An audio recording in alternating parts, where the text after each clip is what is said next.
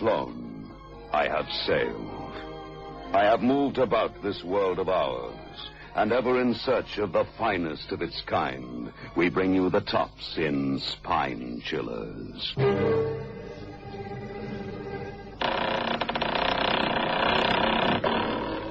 The Creaking Door.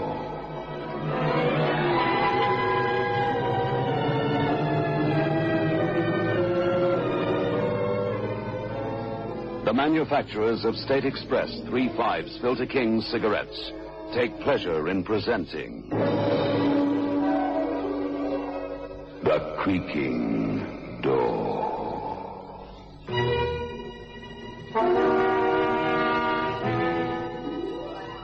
The house stands by the edge of the wide river, just where it joins the sea.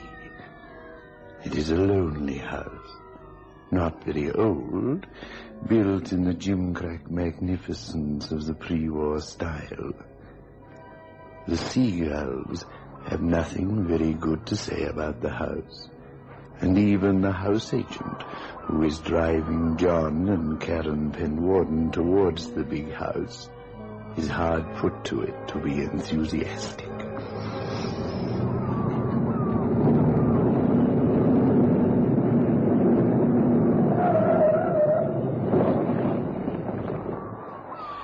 Well, you can see the possibilities of the house from here, Mrs. Penwarden.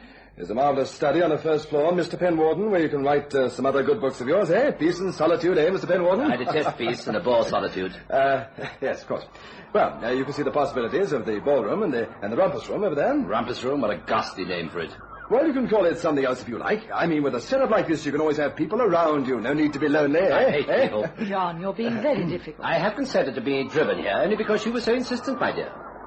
The house has very definite possibilities. Yes, it would make an excellent funeral parlor or a target for naval guns. Oh, be fair, darling. I saw the advertisement in Homes and Houses, and you agreed it seemed just what we wanted. I'm sorry. You raved about it. Yes. Yes, I did. I had to see it. I can't remember why. It just seemed... Oh, let's go back to our penthouse and heave a glad sigh that we are not saddled with this or any other monstrosity. If I may say so, sir. Now you're here, you might as well see the inside. Perhaps we could convert it into a glue factory or a snake park. Not a lunatic asylum. It would depress those poor people to the point of self-destruction. Well, let's get out of the car and look at the house anyway, shall we? Yes, here we are. John, please look at the house with me. What a morbid idea. Why on earth should I? I wouldn't be found dead in it. Please, because I ask you. John, I don't know what it is about this house. I haven't seen the advertisement, but I've just got to see inside. I have the strangest feeling. Go on. What kind of feeling? That I've been here before. Well, then, that settles it. We look inside. I'm not in the least interested in hideous houses, but I'm interested in feelings like that. Come on.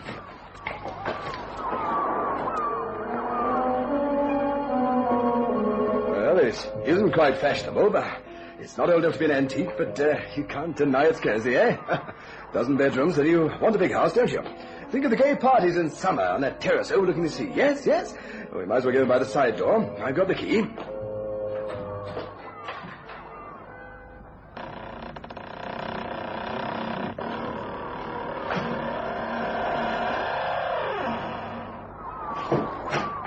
What a ghastly mausoleum. Wait. Mr. Smith, is there a white clock with gold figures in the ballroom? Yes, that's right, Mrs. Penwarden. And the wallpaper in the main bedroom. It's dark grey and violet. There's a tear by the window, as if somebody had been watching the sea and had picked at it. Picked at it and then ripped it suddenly. I'm not sure about the tear by the window. There's a little summer house in the grounds and a boat shed on the river front. There's a yacht, just a small thing. The mast folds down, and the room above this has a green ceiling, very pale green. When the tide is coming in, the wavelets are reflected on the ceiling, and you have a strong urge to leave the place because you feel drowned in the water, far under the green water. The sound of the sea is sad, like a great heart breaking. Well, I was told you arty people are very fanciful in the words you use. The place has a very latest system of central heat. Just a moment. Karen, are you sure you have never visited this house?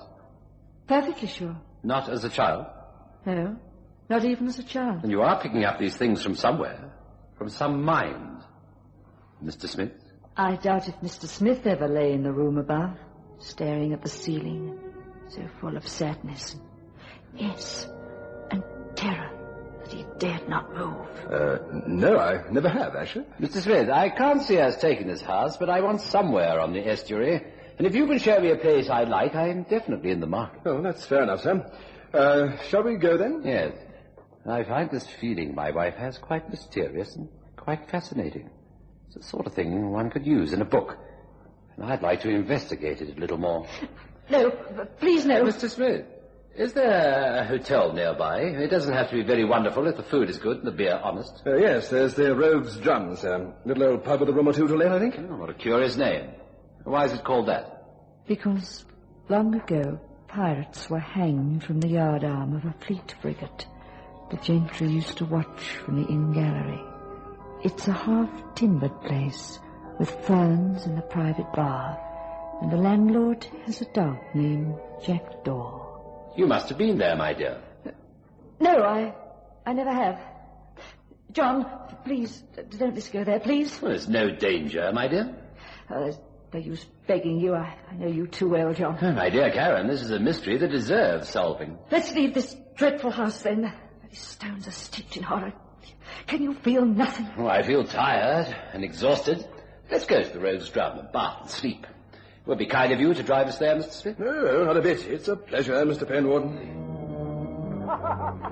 2 pints for us here, Mr. Swinge. Show me up fast as I can draw 'em. Another scotch when you get the chance, Mr. Swing. By the way, Mr. Penwarden, sir. Nip a stout for an old lady. You'll always serve time and about, please.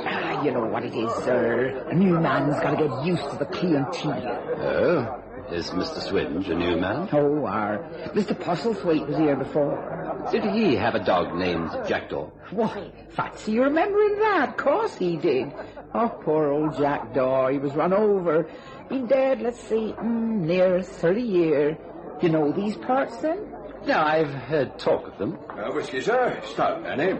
Would you put them both on my bill, Very landlord? good, sir. Very good. Oh, thank you, sir. Very kind of you. Good health. Good help. Have you lived here a long time? Most of my life, perhaps 60 years. Everybody around here knows Annie Goodliff. Listen, let's go and sit outside, shall we? Where we can talk. Good to rest the old feet. Domestic work I do. Tell me, sir, wasn't you with Mr. Smith this afternoon? Yes, that's right. Looking at the old Rinker house? If that's what it's called. That's it. It was owned by Tim Rinker, the film star. They built it for him. Wedding present to his wife. Then both of them was killed. Drowned, some says. Any road they disappeared. I see. My wife has a feeling for tragedies of that sort, Mrs. Goodwin. Going over the house has depressed her so much that she's retired to bed. Poor thing. I used to clean there, 15 years ago. Gave me the shudders, I can tell you, and nobody lived there long. Glad to lose money on it and get out, sir. Are you implying that the place is haunted, Mrs. Goodwin? No, sir. Well, I'm pretty psychic, I can tell you. I see nothing. Yet when I sit down for a bit of a seance, the glass fairly skips around. A medium, that's what I'm supposed to be, but no, I never seen nothing, never heard nothing neither. But I felt it. Like there was something sort of hiding in the shadows, ready to pounce, like a cat at a mouse hole, or a gypsy's dog in a butcher's shop. I felt something in that house. I don't know, a sort of unquiet spirit. Take my tip, sir. Don't buy the place. Gives you the jim jams.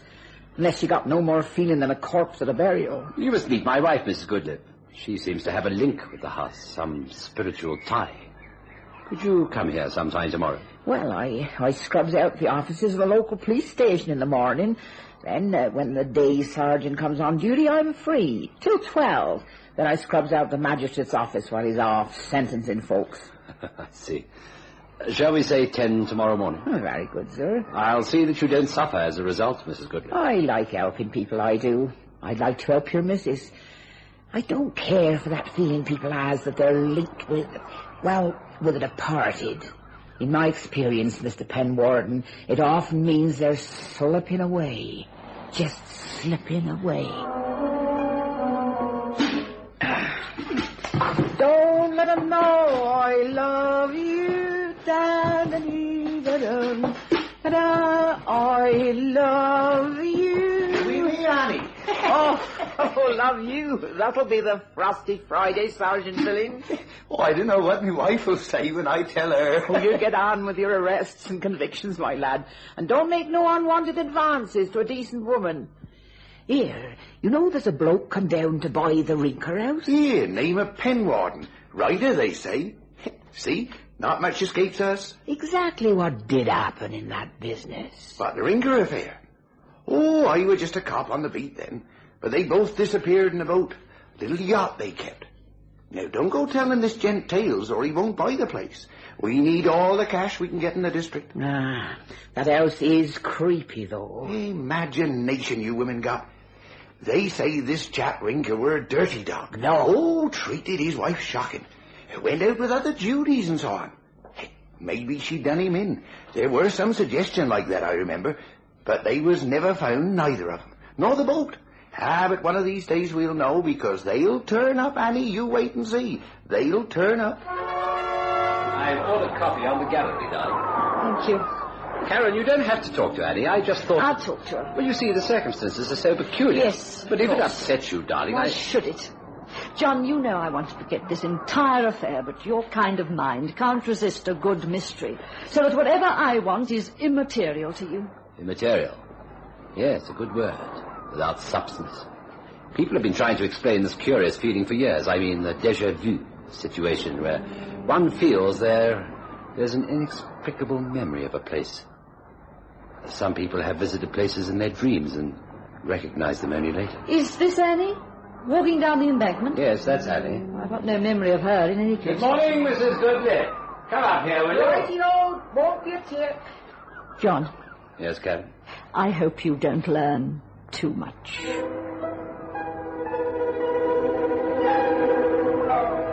And I knew a woman once, Mrs. Penwarden, as must have been French royalty or something in a previous life. Do you believe in reincarnation? I'm afraid not. You remember a lot about that place, though. Some things, but the things I remember have no shape, no sense to them. Remember the boathouse? Yes. You can't see the boathouse from the road, but I did remember that. Green, peeling paint. The little white boat with the mast that folded, is it still there? No, they set off in that. Tim Rinkin and his wife. They set off and they was never seen again. But the police don't believe it was accidental nor suicide. What do you mean? I've got me sources of information, not a word, But I can tell you for sure the police think he was murdered. They think she done him in. There was other things, too. And what's more, they think the truth will come to light, Mrs. Penwarden. What was her name? Adele. Poor soul. Poor soul, if she done him in. She must have lived here with grief and scorn as her companions. He didn't want her, only her money to help his career. But she had one weapon. She was married to him. Divorce was unthinkable to her, and so She had to kill him. Is that what you mean? Well, ladies, have you reached any satisfactory conclusion? Your wife knows the old place as if she'd lived there, Mr. Penwarden. Does she? Indeed. some curious way I seem to remember things I've never known. John, there's something unhealthy about it. It's as though I was in touch with a sick and unhappy spirit, as though something was using me to make its wishes known. You'll never be free, my dear, until this mystery is solved. You do realize that, don't you? No, I realize nothing of the sort. I refuse to have any more to do with this nonsense. Well, you wanted to see the house. Because it was advertised, that's all. It sounded what we wanted, John. There was no other reason. I think there was. If you ask me, I reckon you was called, Mrs. Penwarden. What do you mean, called? Something in that house called you. Then you didn't have no option, my dear. It called you. I suggest we all spend a night in that house and make our minds receptive to any influences that may be there. No. And you, Mrs. Goodley? Are you afraid? No, I'm not, sir. That poor thing there wants to tell us something, I'd say. It'll be wicked not to try to hear it, especially as Mrs. Penwarden is in touch, as you might say. Karen, have you any real reason for refusing? Are you afraid of what may have happened there? You'll not be satisfied with less, John. Are you sure you want to know what happened in that house? Yes, perfectly sure. Very well. You will have your own way. Karen, what's wrong? Don't you want to know what happened? I know already.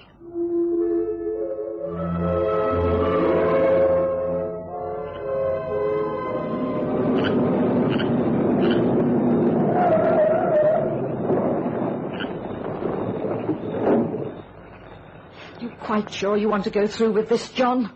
Yes, of course I am. Because everything can be as it was if we go quickly now. I never thought you were a coward, my dear. We'll leave the car here and go into the house, shall we? I got the key from Mr. Smith. I beg you, John, don't open that door. I'm sorry, Karen, but there's something I have to know if I'm ever to sleep safely again. Come in, then. Where's Annie Goodliffe? I can't say. Perhaps she's afraid. I don't blame her. Where do you want to conduct your experiment, John? In the boathouse. There's a passage leads from the kitchen. There was a couple, young and full of life. She loved him very much. She loved him? Tim Rinker, the film star, the dashing cowboy, the pirate, the handsome cavalier. She loved him. So did 100,000 stupid women. But she married him. He asked her to, and she married him. She'd do anything he asked. What happened that night? Can't you see it, Karen? I can see nothing but a pale blue light. Blue light? It isn't some mysterious aura, Karen. Just the last edge of daylight. It's reflected in the big mirror. You see? Yes. Yes, I see it now. You must go downstairs to the kitchen. There you are. This is the door, Karen. Now, mind the steps. They're very steep. I can feel there's someone ahead, someone in the passage. Follow me, then, if you're afraid. Fear's going out of me, John. I'm beyond fear. Here's the last door. Leads to the boathouse. You can hear the tide coming in, can't you? Yes. And I can see the yacht. The yacht? What are you talking about? The yacht's there, look. I don't see anything. There's a young man there. A young man with a woman in his arms. Handsome face. He's carrying her to the yacht. Now he's taking out the plug so that the yacht will fill and sink. You know everything, then? He's filling the little yacht with stones, and now he's pushing it into the tide. Setting the sail. Karen, wake up. John, how did you know where the passage was? The one that led to the boathouse. How did you know every step and every door? I was afraid you'd notice that. You have to go, my dear. It's all the fault of that little knack you have. You can read my mind. I've heard of it before, you know. Two people as close together as we are. I can read the monstrous things you think and savor. I think I've always known, but I didn't know that was what it was. The nightmares I've had, the black despair, the terror, all through our marriage. And I thought it was me. Me! And now you know better, of course. You felt the murder as I lived it. I knocked her unconscious. I'm Tim Rinker, of course. Oh, I was. She was a weight around my neck with her cloying worship and her made-to-measure love. She had to go. She loved you too well. Now I too have loved you, and I must die in my turn. You suited me, my dear, but you know too much. And really, I must be free. I gave up a promising career when I killed that stupid wench, but I had to be free of her. And now, as you say, it's your turn. Let go! Let go! There, my dear. Hey! Get over here, I say!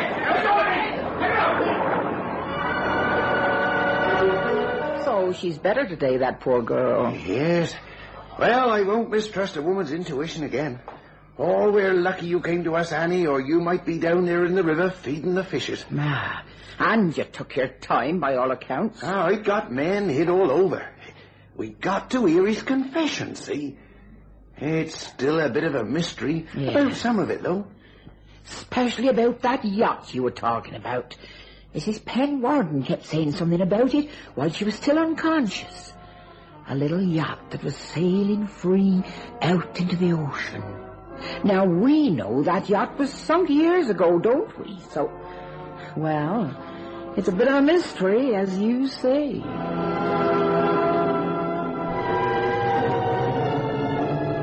The manufacturers of State Express 3/5 Filter King cigarettes invite you to listen next Saturday at 9 o'clock when they will again present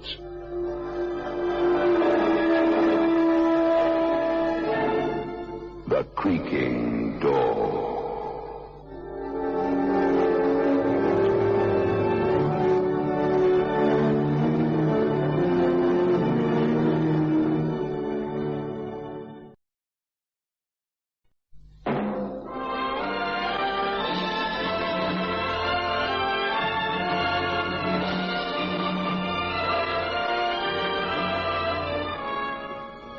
I have flown. I have sailed. I have moved about this world of ours, and ever in search of the finest of its kind, we bring you the tops in spine chillers.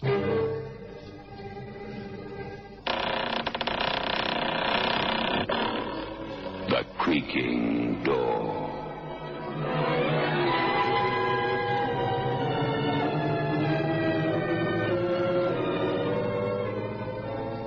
The manufacturers of State Express 3/5 Filter King cigarettes take pleasure in presenting The Creaking Door.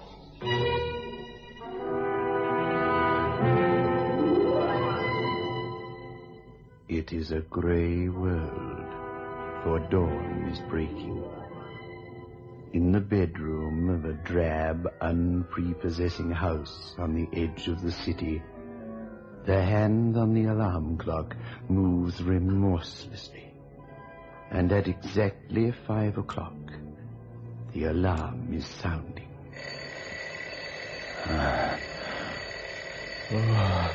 The walk.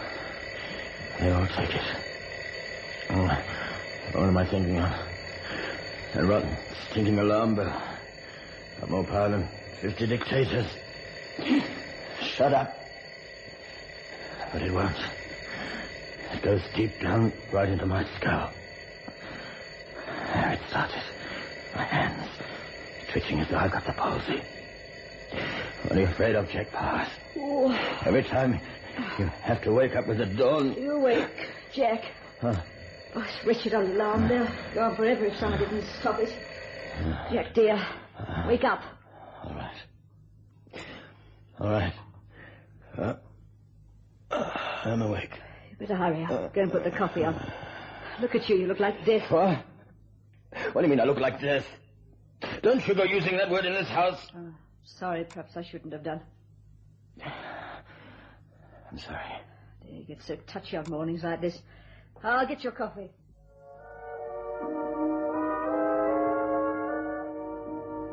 As soon as his wife leaves to make the morning coffee, terror takes control of Jack Powers' face. He begins to dress quickly and efficiently, for Powers is a neat man, precise in everything he does, conservative in his dress. Soon he is waiting at the bus stop, wearing his charcoal grey suit and his black knitted tie.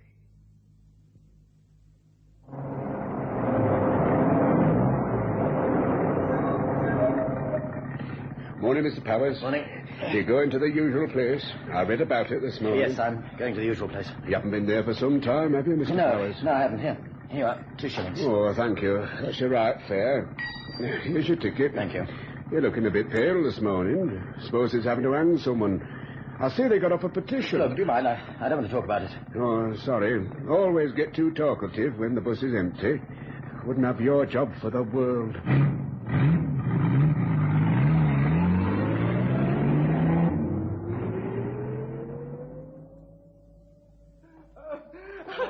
I'm innocent. I didn't kill her. I didn't kill her. I don't want to die. Do you hear me? I don't want to die. Come on. Don't let me hang. You must be brave, my son. Brave? You're not getting rid of me as easily as this. I'll come back. I'll haunt the man that hangs me. I'll haunt him until he goes to his grave too. I don't want to die.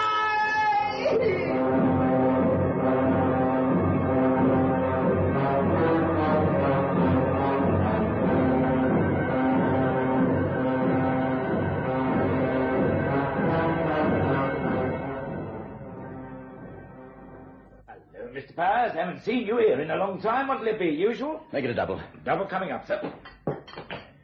Oh, let's hear what's on the news. Early this morning, 3 of the victims of the accident are as yet unidentified. George Farmston, sentenced to death at the Old Bailey for the murder of his wife, Mildred Farmston, was hanged this morning at Pentonville Prison. He went to his death, protesting his innocence. Do you have to have that wretched thing on? It's been reported from Washington that the President of the United States will not join... Thanks. Sorry. I know if I was in that condemned cell, knowing that they're going to come for me, and the prison warder says, would you like a last request? Do you know what I'd reply? What? I'd say, open the cell door and let me out of here.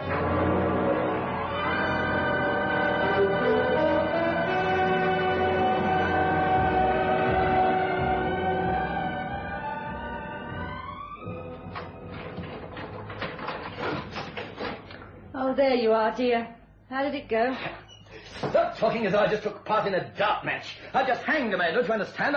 I'm a public hangman, and I've just given somebody the drop. Jack, what's come over you? This isn't the first condemned man you've hanged. It's your job. You wouldn't be doing it unless you wanted to. No one asked you to apply for the work. I suppose you think I did it for the money. Well, you're wrong, Martha. I earn enough as a commercial traveller. I did it because I'm fascinated by death. Death, do you hear? Fascinated by the way we get them ready for the long drop. The rope around the necks, the dangling. Stop it, do you hear? Stop it. Oh, you asked me, didn't you? You wanted to know all the gory details. Why do you look at me like that? Why are you staring at me with such hate? Because I'm filled with hate. Hate for you. Hate for me. Hate for the whole wide world. I don't know what's come over you lately. I really don't. What have I done? Somehow your job on this wife murderer has made you different. Huh? Why do you say that? What do you mean different? Come back and talk about it, what the padre said, what the prisoner governor said, the way the convict to be hanged. You're frightening me, Jack. You'd better give up this work if it makes you like this. All right. Shall I tell you what the condemned man's last words were? I'll come back and haunt you, he said. Haunt you all to your graves. Stop it, Jack. Look, you're a bit run down. You need a holiday. Why don't we ask Mr. Stone if we can have a couple of weeks off? We? You're mad. I hate you, Martha. I've done for a long time. I'm going out now, and I'm never coming back.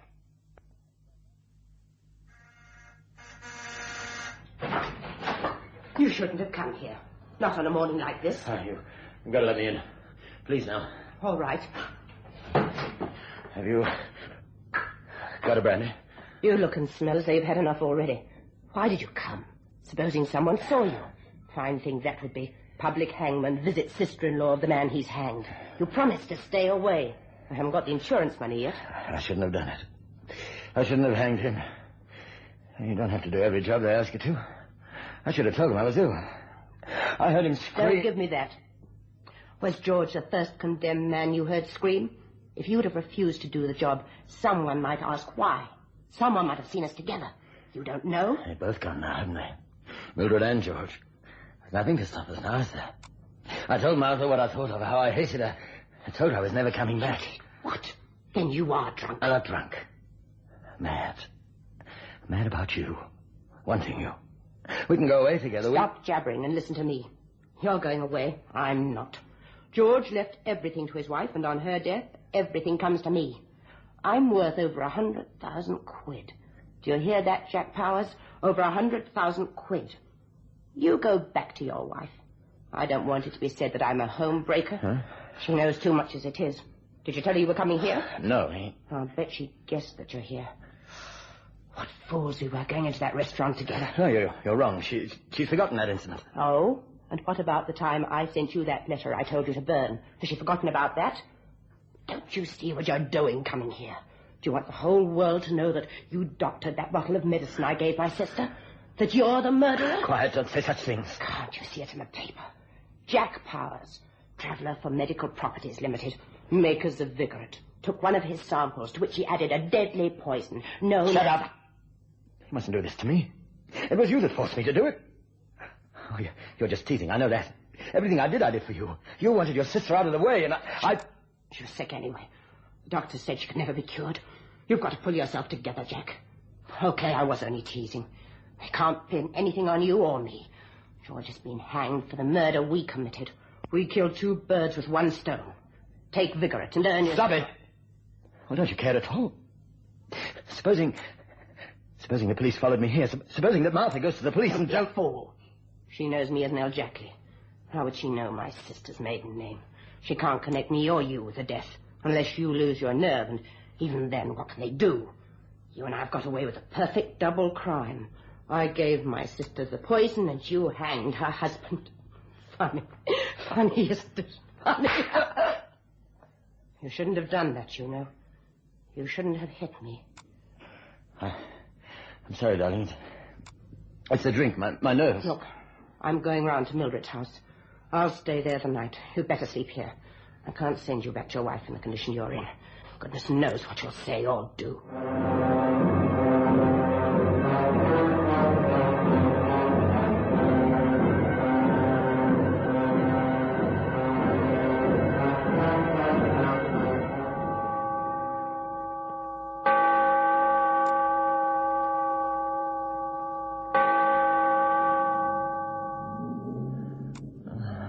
And for this horrible crime, of which you have been found guilty beyond all doubt, you shall be taken to a place of execution. And there, at a time appointed according to the law, you shall be hanged by your neck until you are dead.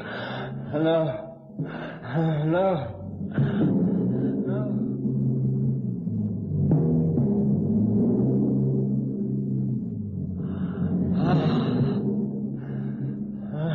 I didn't kill her. Don't let me hang. You mustn't let me die. I'll haunt the man that hangs me until he goes to his grave, too. I don't want to die. Don't hang me, Jack Powers. Don't hang me. You killed her, and now you're killing me. Don't hang me.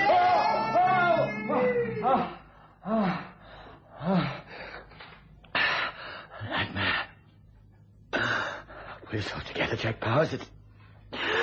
It's only a nightmare. What's that? He's hanging by a rope. He's hanging by a rope. Let me get out of here.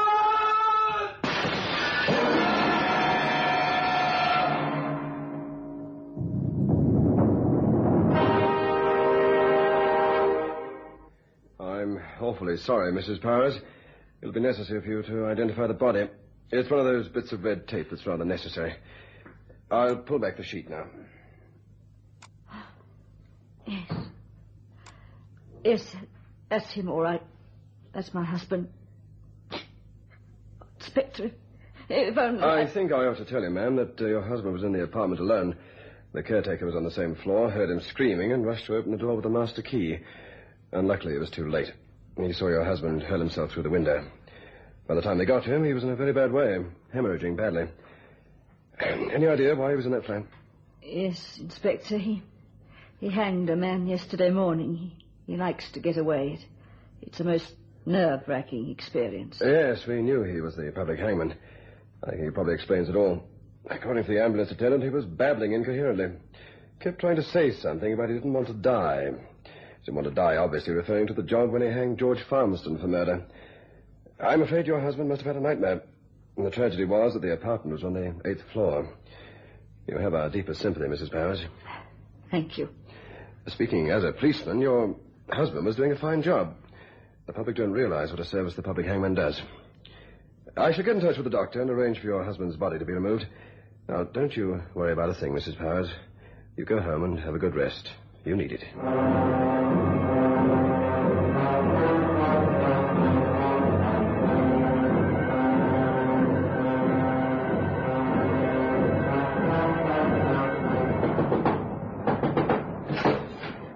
You? What do you want? Isn't it bad enough to have all these reporters and photographers? Now you have to pay me a visit. It wasn't my suggestion that Jack spent the night here. Was it yours? Why have you come? To take a look at you. See the sort of woman you are. The sort of woman who could kill her sister and get my husband to hang her brother-in-law. You must be out of your mind. Go away. I've nothing to say to you. Do you want me to make a scene? Do you want me to go through to the balcony and shout that my husband didn't have a nightmare but committed suicide because his brain couldn't stand the horror of what he did? And all for a cheap piece of rubbish like you? If you don't go away, I'll call the police. Will you? Supposing I tell them that my husband didn't use up all the cyanide when he poured some of it into that bottle. You see, poor Jack had the habit of talking in his sleep. We've met before, haven't we? In that restaurant. All right. Come in. Not that it'll do you any good. Nice place you've got here. Although I suppose you'll be moving out when you get your brother-in-law's inheritance. Did Jack tell you all this? How did you know about my inheritance? I'll tell you. When I found your letter in his pocket after seeing the two of you together, I knew why my husband had ceased to regard me as a wife and looked upon me as a housekeeper. I loved my husband. I wanted to know what sort of a woman it was who could take him from me. I employed a private detective. He followed you both. Jack sold Vigorate. It was a bottle of Vigorate that contained the poison. Do I have to go on? Who made that anonymous call to the police? Who put the bottle in poor George Farmston's desk? Did you or my husband? This is sheer fantasy. Let me tell you something. You're responsible for the death of your sister, your brother-in-law, and now you've killed my husband. And you're not going to get away with it. Killed your husband? I was 10 miles away and proved it. Oh, you were 10 miles away, but you destroyed him. Destroyed him long before he leapt to his death. You're going to pay, Nell Jackley. You'll see. By the time I'm through with you, you'll wish you'd never been born.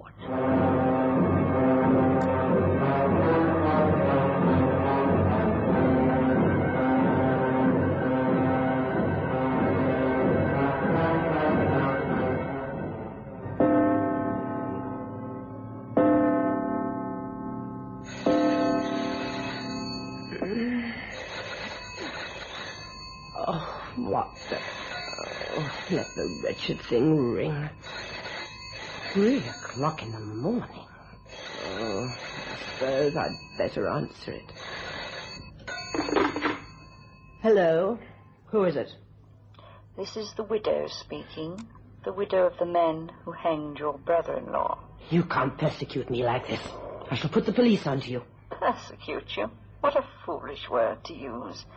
I thought you might be interested to learn that the funeral of my dear departed husband takes place tomorrow. I'm sure you'd like to attend. Watch his innocent corpse be lowered into the soil. Go away, do you hear?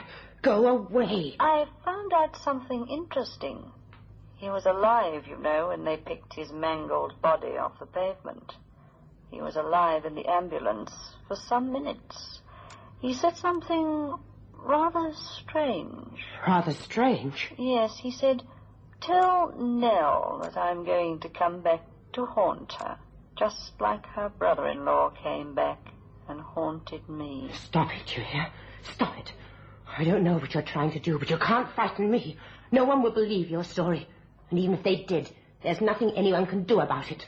George has been hanged for killing his wife. Your husband committed suicide. But I'm alive, see? And it's 3 o'clock in the morning, and I'm going back to bed. So good night. Stupid, demented fool. Pull the telephone plug out. A crazed woman like that can ring again. Tomorrow I'll get an advance from the solicitors and I'll leave. With £100,000 I could live anywhere. Some islands in the Bahamas.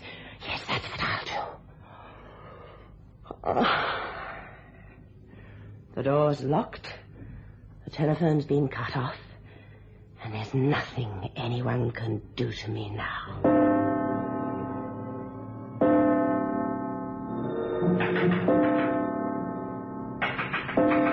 What the...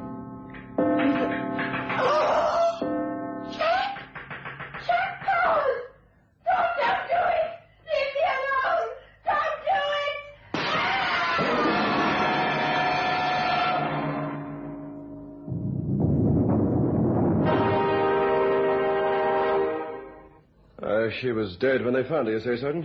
That's right, Inspector. That flat must have been haunted or something. She died exactly as that poor chap Jack Powers died, went crashing through the window pane. I don't like it.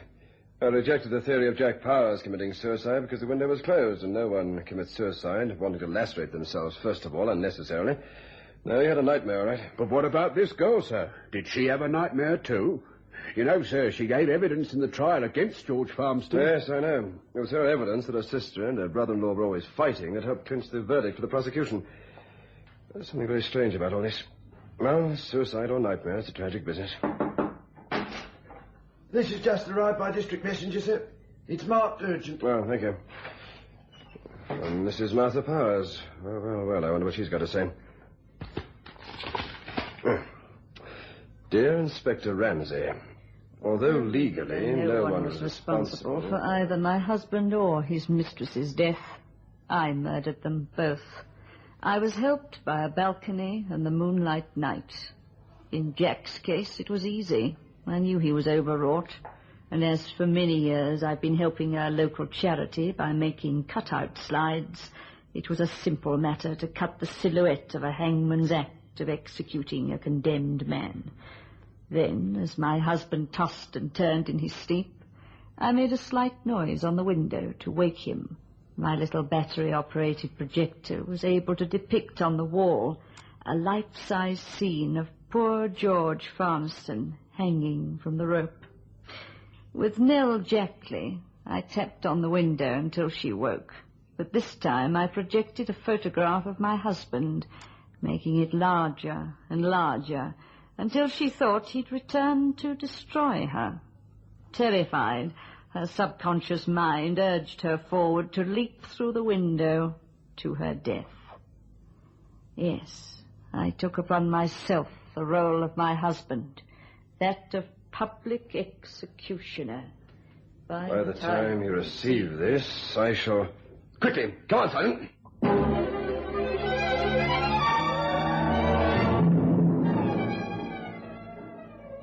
Well, at least Martha Powers used a less dramatic and less painful way of ending her life. Yes, sir. She looked quite peaceful with her head on the pillow next to the gas ring. This statement she's left behind proves pretty conclusively that poor George Farmston was hanged for a crime he didn't commit.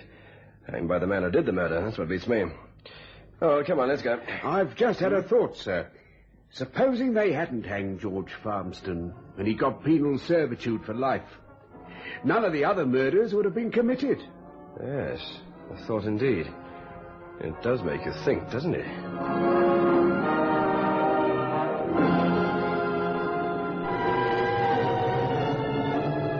The manufacturers of State Express 3/5 Filter King cigarettes invite you to listen next Saturday at 9 o'clock, when they will again present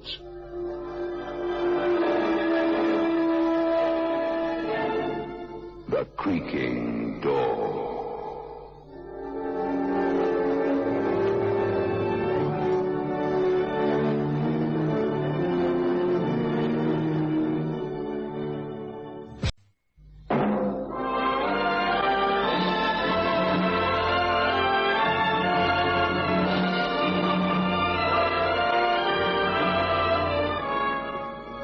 I have flown. I have sailed. I have moved about this world of ours, and ever in search of the finest of its kind, we bring you the tops in spine chillers.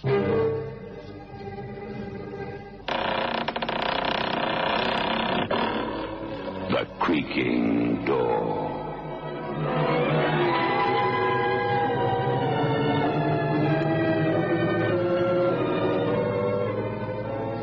The manufacturers of State Express 3/5 Filter King cigarettes take pleasure in presenting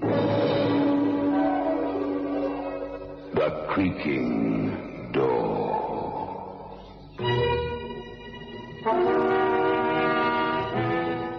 For some time, Dr. Marcus Summers has been gazing down at the twitching, trembling figure of Julian Clinton, gently wiping the beads of sweat from the brow of the young man slumped in the armchair. The doctor turns to the sturdy, thick-set man standing beside him and says, "Oh, the drug has taken effect. It'll be safe to question him now. Julian. Julian, you must try and control yourself. You must talk. Release the jumbled thoughts that are making you like this. Speak, Julian. Speak. Speak.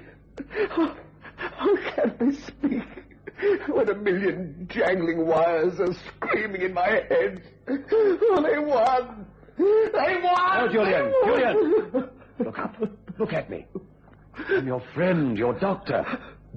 Julian, don't you recognize me? Julian.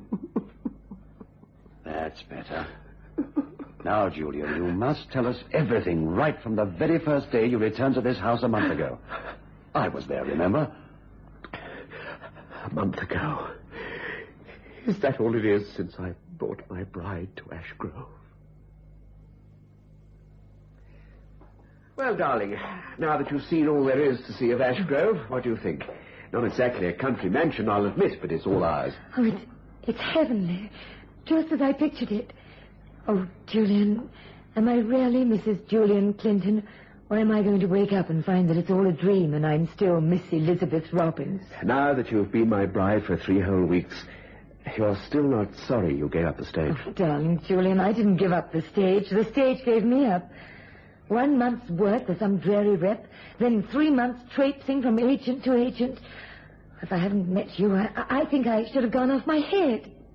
Oh, sorry. Sorry? Why do you say sorry like that? Nothing, darling. Well, you told me of your nervous breakdown, and it wasn't very tactful of me to remind you of it. Please, Liz, I told you before, you don't have to treat me with kid gloves. I'm all right now. I'm all right, thanks to you. Bless you. I'm going upstairs, get some of the dust off me. I won't be long.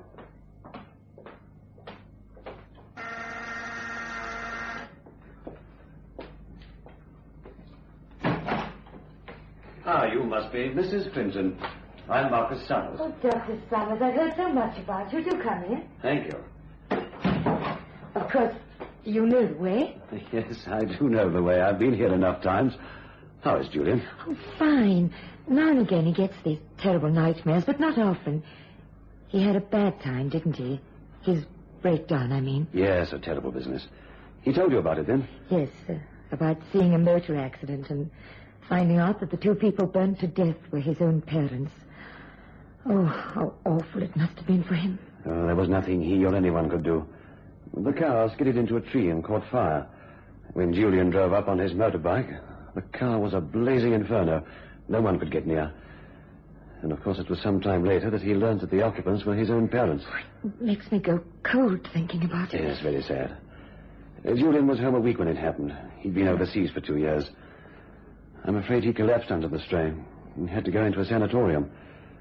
As soon as he was discharged, I advised a change of scene. I'm glad you did, Doctor. Otherwise, he'd never have met me. Well, Julian won't be long. Can I get you a drink? No! No! Please! Oh, heavens! Quick, quick! Julian, what is it? It's there, through the window. Down there. Look! Where, darling? In the lane beyond that oak tree. It's burning, I tell you. Somebody's been burning some leaves. Boy Scouts camping, I suppose. In the center. There was a car. A small car. Like a toy model. Darling, I can't see The it. best thing is for us to have a closer inspection. Let's take a look at that fire.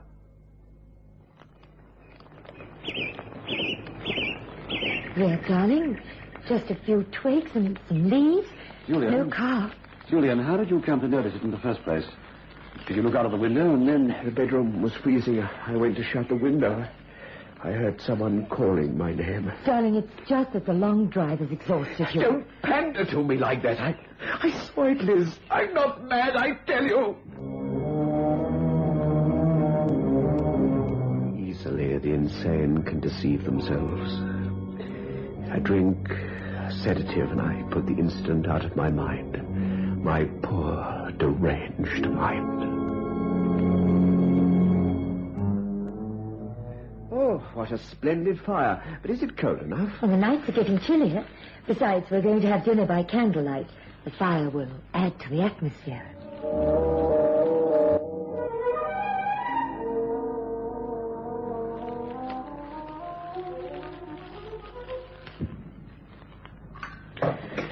Oh, what a meal.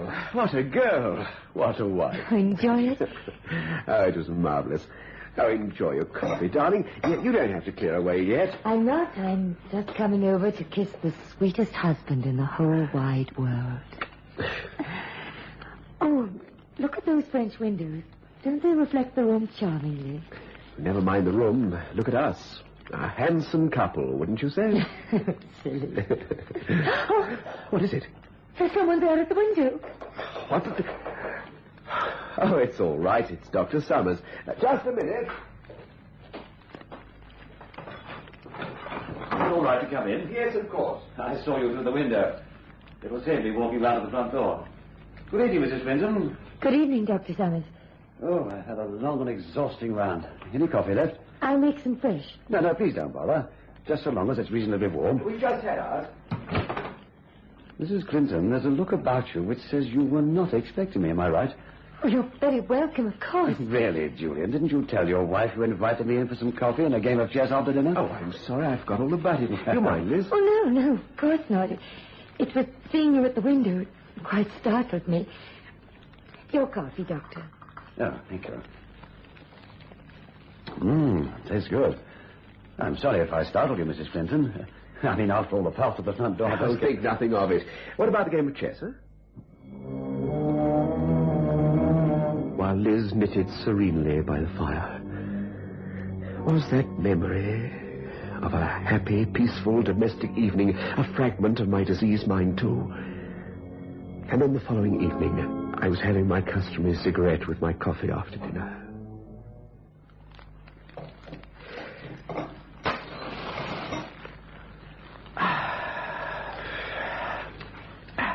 Darling, why don't you leave the washing up for the morning charwoman? Nearly finished. Oh. What? No. Liz! Liz! Oh, Liz! Oh, you've got his body as a sheep. What's the matter? Have a look at the window. The reflection. Oh, what's the matter with you? Why? Look! I'm smoking a cigarette. My reflection is smoking a pipe!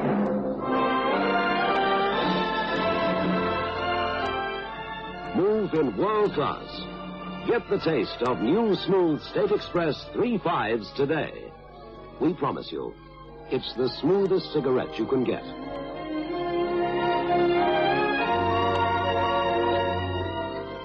It's a blend that has been perfected after years of constant research by our master blenders.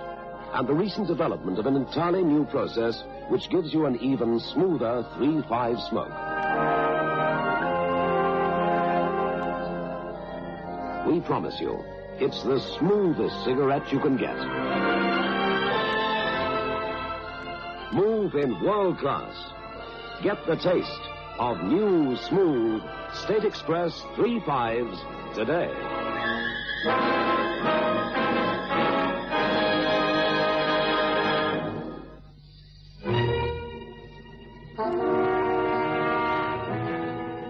Look, Liz.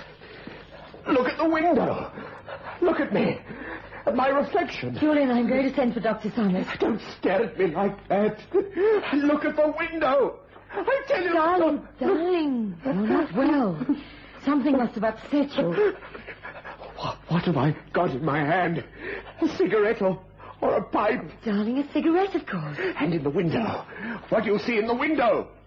Your reflection, mine, the dinner table. What am I holding in my hand? A cigarette, of course. Do you mean to tell me that you can see my reflection? And I'm holding a cigarette? Yes, Julian. But it's not true. It's holding a pipe. I'm holding a cigarette. Julian, listen to me. You must pull yourself together. Your mind is playing you tricks. No, darling, don't keep staring at the window. Stand up. Get out of that chair. Yes. That's better. Now, turn your back to the window. Look at me. Julian, look at me. Yes, darling. I'm here. Elizabeth, your wife. The woman who loves you more than life itself. Look into my eyes. What do you see? Do you see all the protective love I have for you? Yes, Liz. I do. Now, darling, I want you to turn around and face the window. Look at yourself in the window. Go on, darling. Look. I'm finding it difficult. Yes, I know. But we're going to defeat this thing together. Turn around and look. Well? I... What do you see? I'm holding a cigarette. Thank heaven. You're all right now. Oh, my poor darling.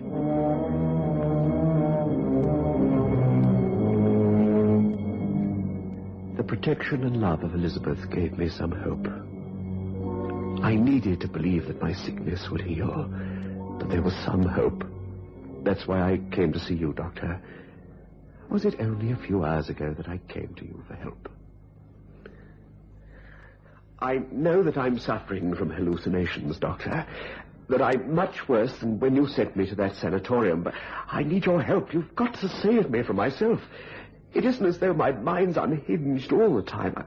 I'm speaking and acting sanely enough now, or am I beyond all aid? Julian, you must stop thinking in terms of sanity and insanity.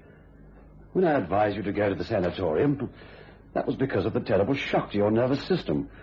When you saw your parents in that blazing car without being able to do anything. It sent me stark raving mad. No, it sent you into a state of mental disturbance. Besides, I wanted you out of Ash Grove, away from the things which reminded you of your parents. That's why I suggested that trip overseas. New surroundings, new faces. Thank heaven you did. I'd never have met Liz. You were away 8 months in all. Yes. Now, you'll remember that before you went into the sanatorium, you'd wake up in the middle of the night with visions of your dead parents standing by your bed. Oh, don't, please. Sorry, Julian, if I'm to help you, we've got to face your problem squarely. Many bereaved people suffer similar experiences for a while. In Australia, did you have any hallucinations there? Once or twice. The first week in Melbourne, I'd have those terrible nightmares again. But no hallucinations? Images while awake? No. On arrival at Sydney, you wrote mentioning nightmares on the voyage. I had some terrible dreams, but no images, as you call them. As soon as I met Elizabeth, even the bad dreams stopped. And now, I'm frightened, Doctor. You've got to help me. I'm so terribly frightened for Liz's sake.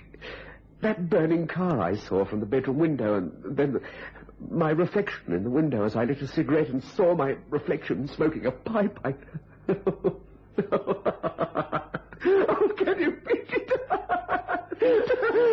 Stop it. Stop it.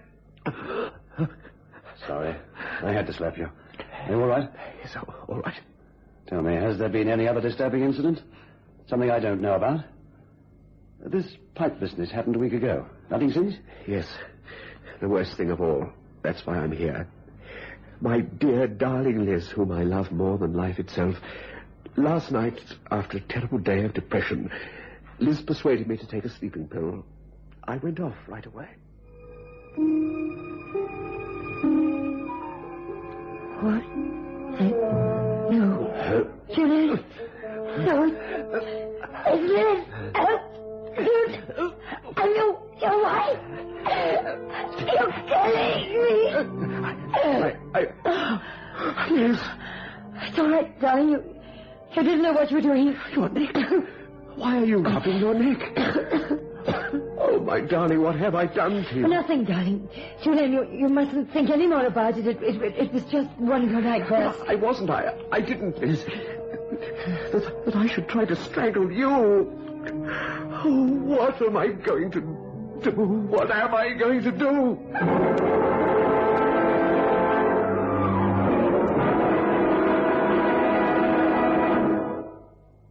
Not a nice thought, that. You tried to strangle your wife? Yes, that's why I rang you for this appointment.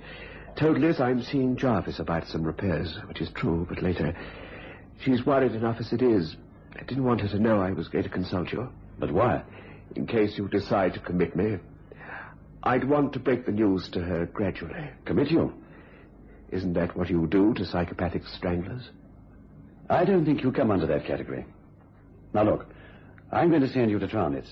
He's a psychiatrist, the best there is.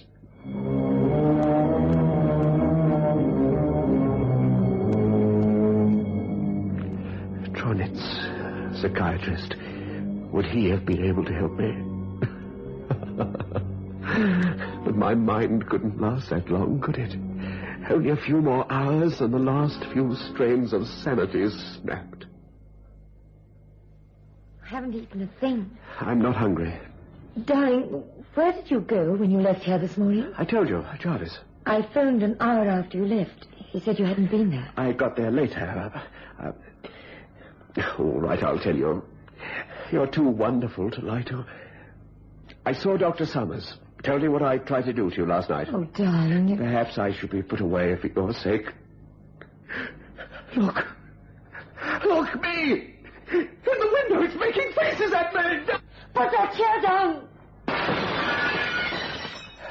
Julian, what have you done? What are you doing?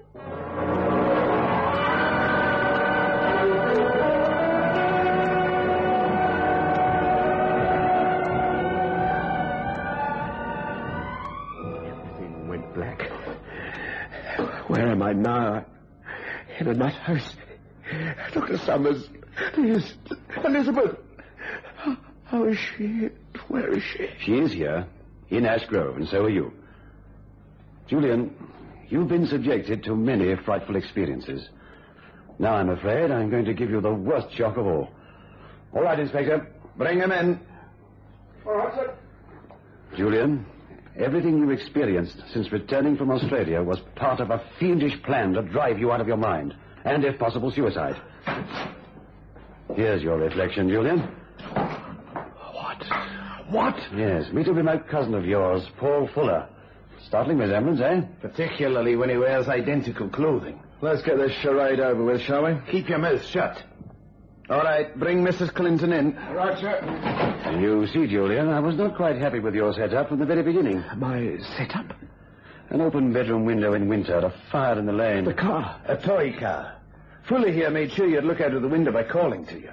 Then he removed the car. The pipe and cigarette business was too much. My good friend, the inspector here, got in touch with the Sydney police. In there. Paul, what are they going to do to you? Same as I do to you, Sugar. After all, it was your idea. We understand, Mr. Clinton, that you met this woman in Sydney. She's as good a confidence trickster as her boyfriend over there. But why? Why? As soon as she saw the likeness and discovered you'd inherited your father's estate, she persuaded her boyfriend Paul to agree to her marrying you. Once you were in a nut house or had been driven to suicide or were murdered. Murdered? You don't know what you're saying. You're talking about Elizabeth. What is all this? This is the worst nightmare of all. It's no nightmare, Julian. You left a will, leaving everything to your wife. All the money and land you inherited from your father, didn't you? Don't listen to them, Julian. They're talking nonsense. I love you. Didn't you and this man, Paul Fuller, serve 12 months for defrauding a so-called fiancé of yours? It isn't true. £10,000 you got and 12 months in jail. You've got nothing on me. All right, so Liz was my girlfriend. So, she suggested I come down here for a holiday. Your girlfriend? Where did you get your clothes made? Did you go to Julian's tailor? This pipe we took out of your pocket, Fuller. Look at that pipe, Julian. Is that the pipe you saw reflected in the window? Yes. No, I just don't know. Elizabeth, all the time we've been together, all the wonderful things you said to me, even when I held you in my arms, Were you planning to destroy me then? You mustn't believe them. I had nothing to do with it. I don't know what game Paul was playing. Well, I like that. Who paid for my air passage over here? Who took his poor boob's suits to be copied? Let me tell you something, Mr. Don't Clinton. listen to him. Why shouldn't he? He's a relative of mine. My mother's maiden name was Clinton. You know that? And would I want to murder a relative of mine? Relative? Take a look at my face, cousin. They say my great-grandfather was sent to Australia on a prison ship. Blood's thicker than water. I'd have had no hand in murder. When we were outside this house, we saw you standing outside those French windows as though you were acting or miming some sort of charade. You were trying to frighten Mr. Clinton out of his wits. All right. I'll admit that. But I'm no murderer. Nevertheless, we heard the crash of glass. We came running up, and you and Mrs. Clinton were standing over the unconscious body. Julian had fainted. You, Mrs. Clinton, had Julian's gun in your hand. You were ready to shoot, ready to fake a suicide. Thank goodness we arrived in time. It isn't true. It's all lies. All right, men. Take them away. Just a minute. Just one other thing. You've been here all the time, ever since we arrived. That's right, cousin. But where? How? Where were you living? In your mind, pal. That's where I've been living. In your mind.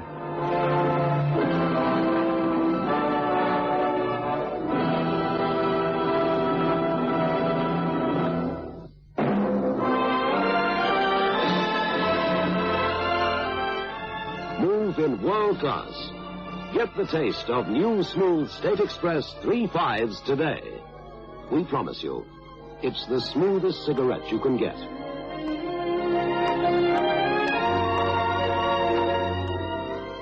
It's a blend that has been perfected after years of constant research by our master blenders.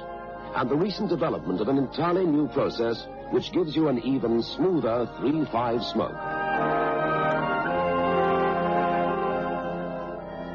We promise you, it's the smoothest cigarette you can get. Move in world class.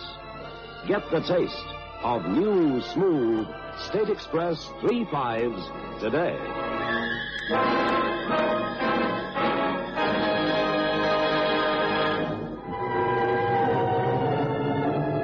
The manufacturers of State Express 3.5s Filter King cigarettes invite you to listen next Saturday at 9 o'clock when they will again present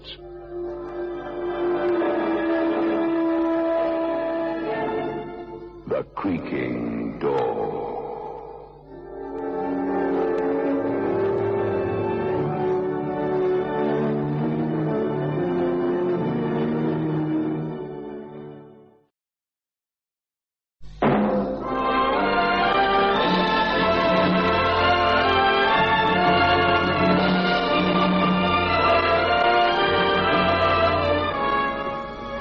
I have flown. I have sailed. I have moved about this world of ours, and ever in search of the finest of its kind, we bring you the tops in spine chillers.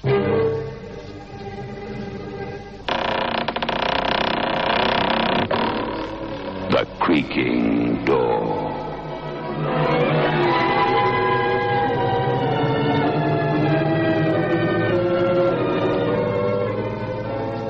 The manufacturers of State Express 3.5s Filter King cigarettes take pleasure in presenting The Creaking Door.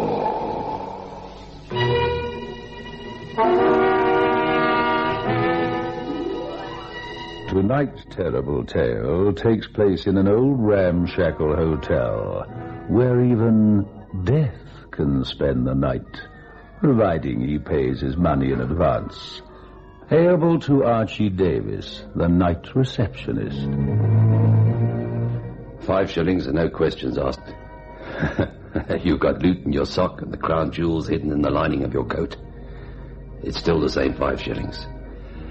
On a job like mine, your mind fogs up. Your world gets as small and shabby as the wallpapered lobby. And then, one night, an old man arrives, stiff in the knees and grey in the face, like a walking corpse, but elegant. An aristocrat on the wrong side of town. I want a room for the night. Yeah, sign here. Reuben Small, is it? Yes, Reuben Small. That'll be 5 shillings in advance. Room 31. Here's your key. Young man. What? Do you have a hotel safe? Yes. This portfolio, I'd like to deposit it. It has some value. Right, I'll lock it up. A receipt, please. A receipt? Yes, a receipt. Here you are. The staircase is over there. Room 31 is 2 up. You have no lift? It's out of order. Too much to climb? Yes, I'm not well in my heart. Try 1 step at a time. Rest on the landings. Yes, I suppose.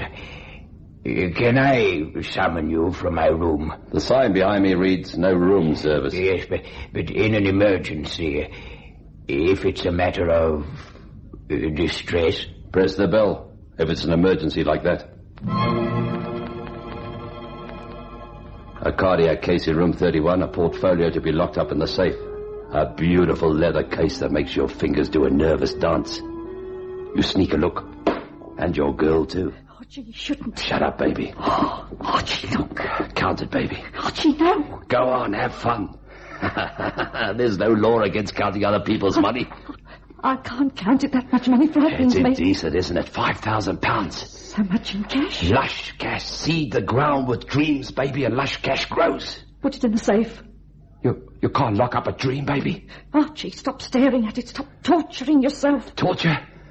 I'm on a golden horse riding in the sky. Put it out of your mind. To do that, I'd have to go out of my mind. You mean to steal it?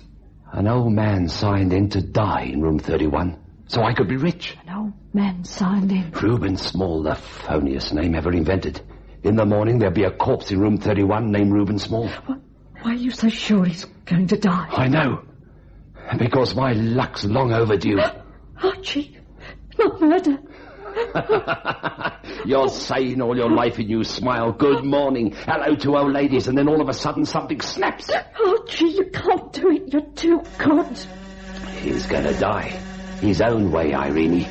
His own way? Listen to that switchboard. It's room 31. It's an emergency.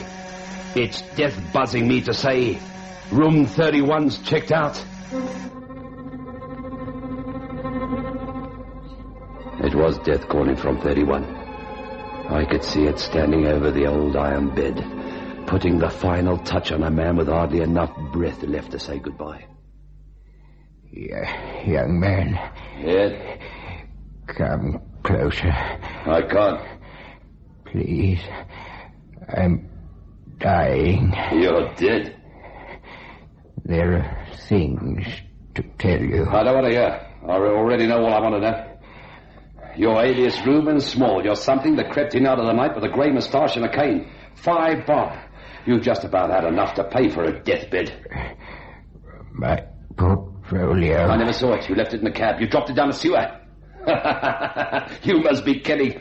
The only thing you brought into this place is Mr. Death standing over your bed.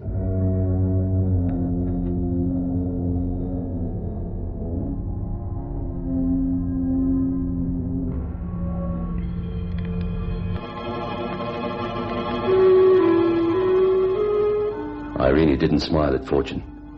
Instead, she wept for the corpse. To rob the dead, it's ghoulish. Grab the case, Irene, and run. Archie, I can't. Order a train for Rosedale, where your grandmother lives. No. You're visiting your grandmother until I can join you.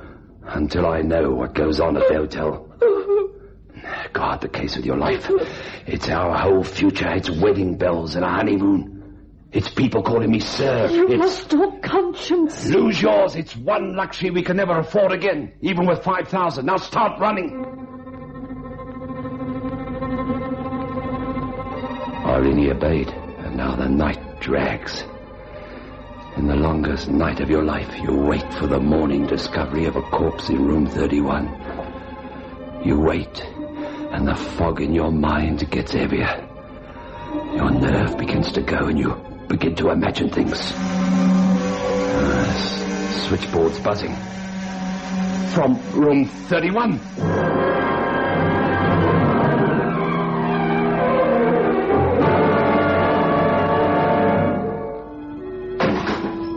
In room 31. Back for a second look at death.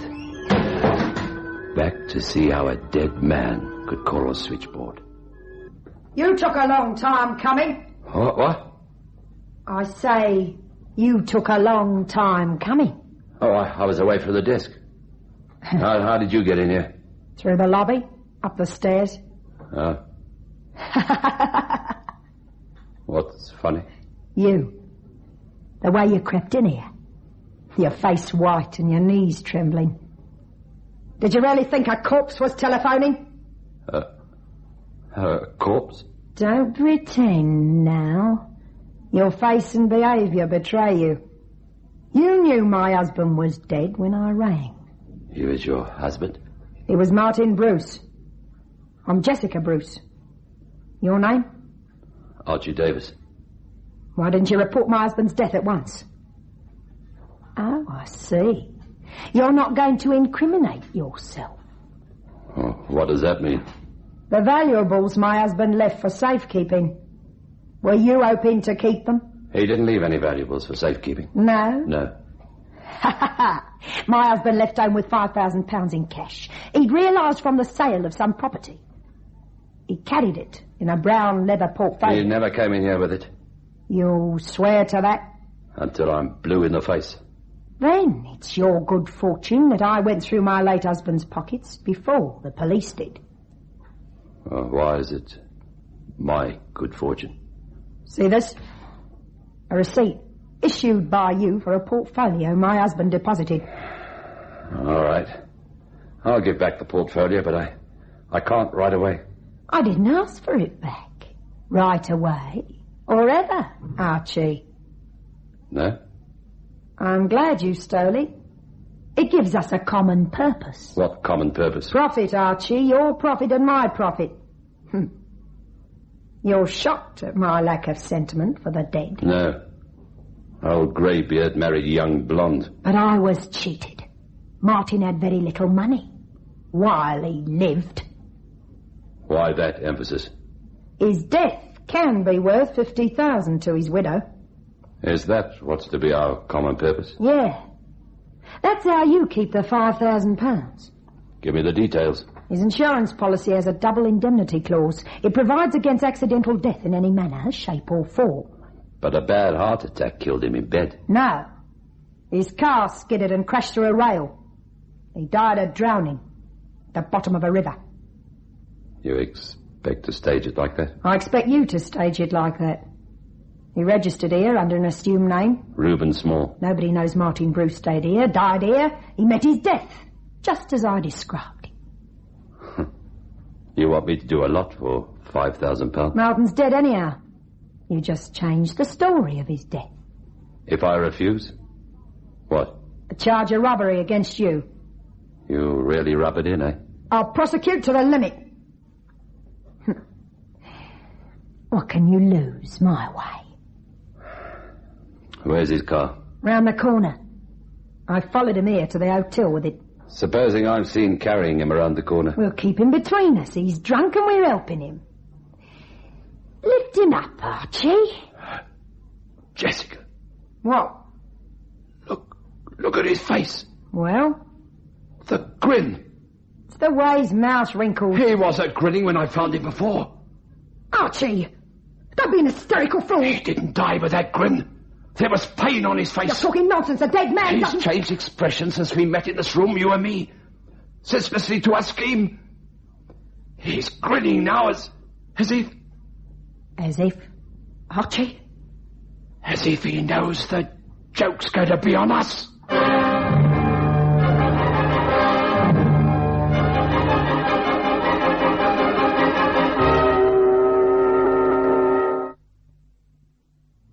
I did it the way Jessica ordered it done. I staged the accidental death of a man already dead. On a bridge with the corpse propped against the driver's wheel and the car in gear. Quite a stunt to pull off. I almost didn't jump out of the car in time.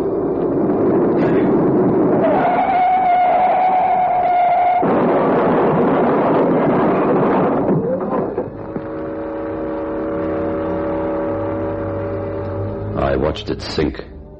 A giant fish slipping back in the deep.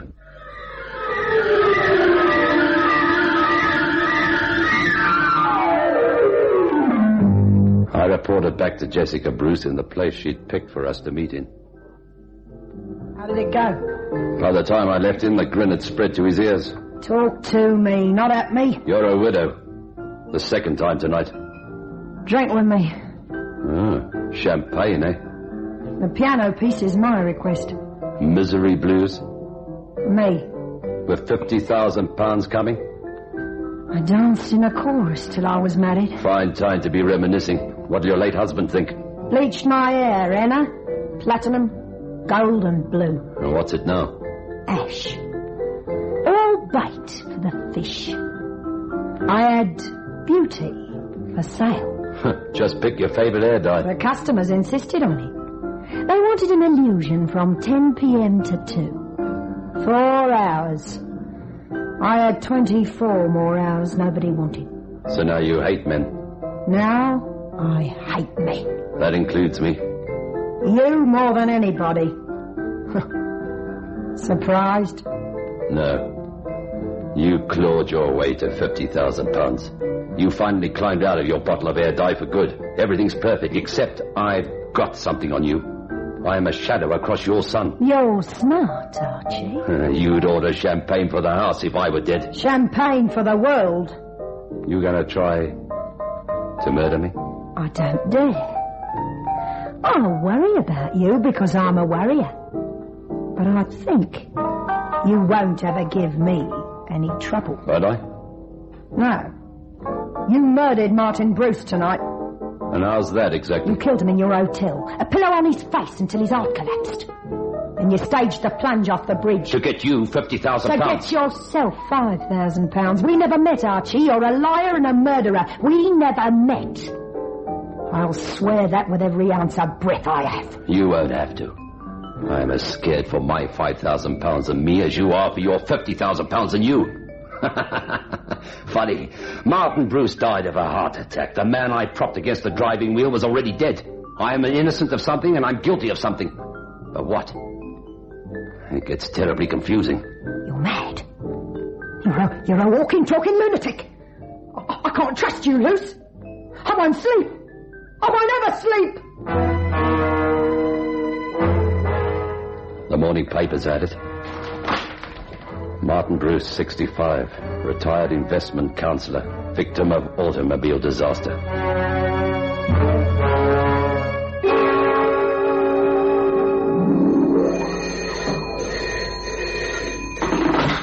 Pageant Hotel, yes? Archie, this is Irene. Ah, how's Rosedale and your grandmother, baby? Fine. Archie, is everything all right? Oh, everything's great. Are you sure? No blood pressure, baby, please. Room 31. We imagined it. Imagined it? The room's empty, clean as a whistle. No one's been in it for more than a month even to sweep. Nothing's been in 31. Archie, you're not making sense. The only real thing is that certain precious item you're hanging on to for dear life. Do you understand that? Yes, Archie. Mink and places to show it off in, baby. Fill your pretty mind with stuff like that. Only pretty stuff like that. Yes, Archie. Tomorrow or the next day, I'll let things simmer here for a while. Tomorrow or the next day. Tomorrow or the next day. Provided today doesn't put the boot to your dreams as it did to me. The boot was a cheap shoe, but out at the toe to give Lomax's corns a breath of air. Lomax ran a tailoring shop next door to the pageant. Lomax always announced himself by ringing the desk bell. Archie! What's on your greasy mind, comedian? These 2 suits are pressed. Then deliver them. You know where the stairs are. But I don't know the room. Who's it for? An old gentleman. Now, what was the name he gave me? Oh, yes, Reuben Small. I'm waiting, Archie. You must be making a mistake, Lomax. Mistake? That name. What was it again? It's still Reuben Small. There's nobody here by that name. You're positive? Of course, you've got the wrong hotel. But I wrote it down, on this slip. Well, it only proves you made a mistake.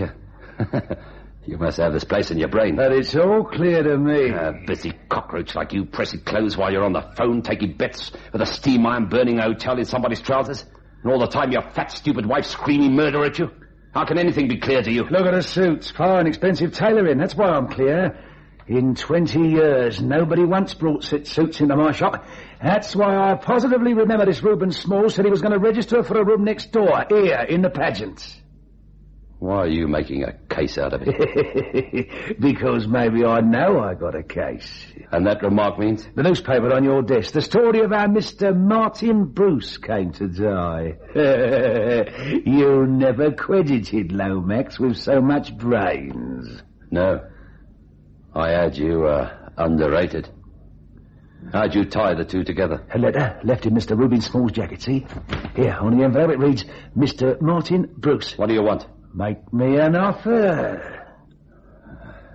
Give me time to think. Why not? Time's the only thing that's free. Don't oversell yourself on this.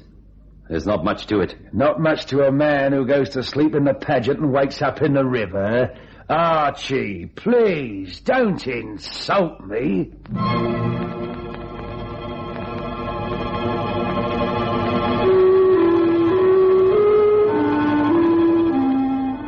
Lomax's share had to come from Jessica.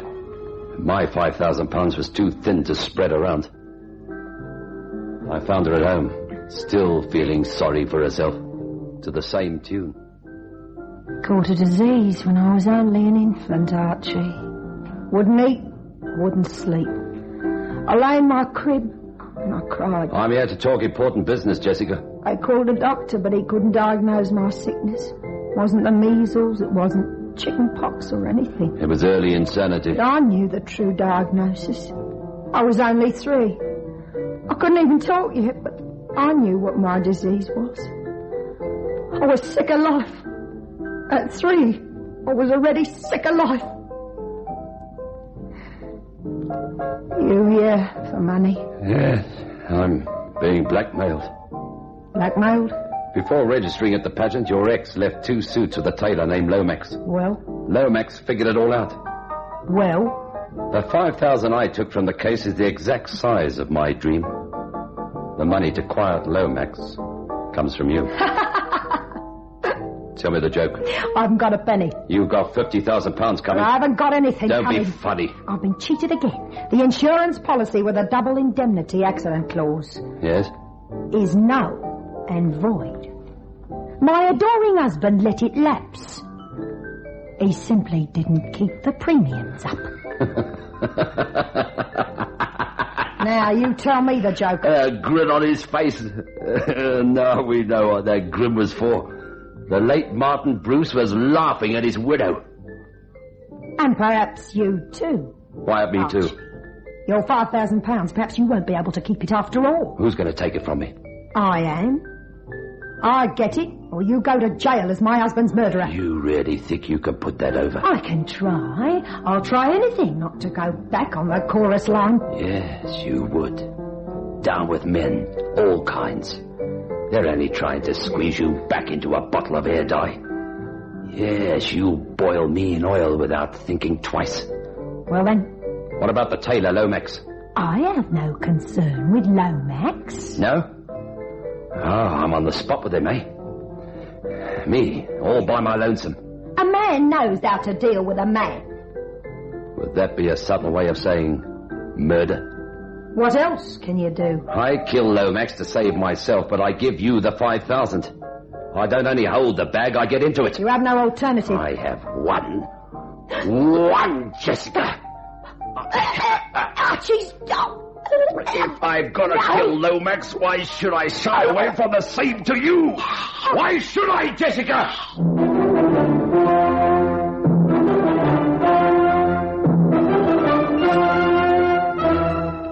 You're in a web and trying to tear your way free with your hands.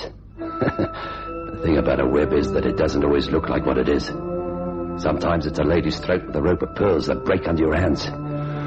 Other times, the web's the fat, sweaty neck of a tailor.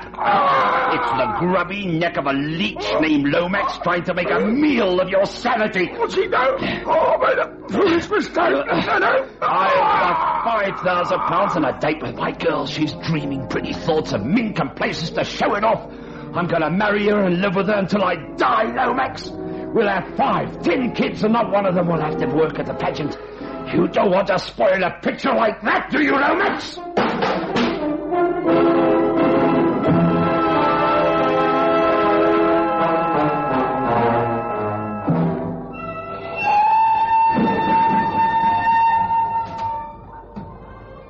Archie! Oh, you're so thin. Now, fatten up. Get back to your grandmother's and pack. The next train leaves in an hour. Leaves? Where to? To the coast. Oh. Money's for burning, baby. Stop thinking like a waitress. I can't stop thinking like a waitress. You will. We've got places to go and money to burn. We haven't any money to burn, Archie. Stop being funny. I didn't hide the portfolio, Archie. Or keep it. What? I gave it to my cousin's chief, Inspector Briggs. He's a man with understanding and heart. He promised to do everything he humanly can for you. Inspector Briggs promised to do everything he can for me. He's going to join us for a heart-to-heart talk with you. It's a small crime now, the theft of money. One small crime, but it becomes a pattern. It grows into other crimes. Archie, you'll become a hopeless criminal unless you're stopped now. I'll become a hopeless criminal? We'd have no future together. Not with stolen money. No future together? Giving back the money as I did for you, that'll be easy with you. He promised it. It shows you are tempted, foolish, but you're not a thief. Not deep down. You'll be glad for what I did when you're over the shock. Archie, you'll be glad.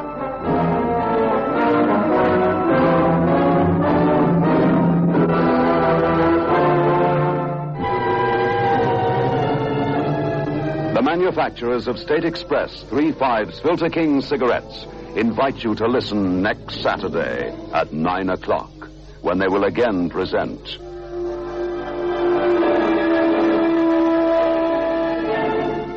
The Creaking Door.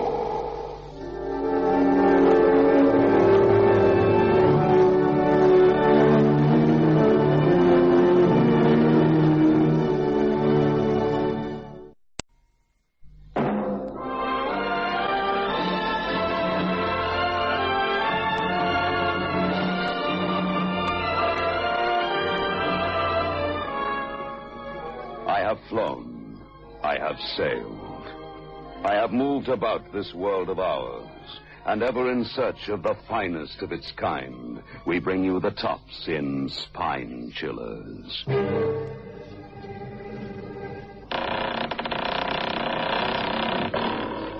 The Creaking Door.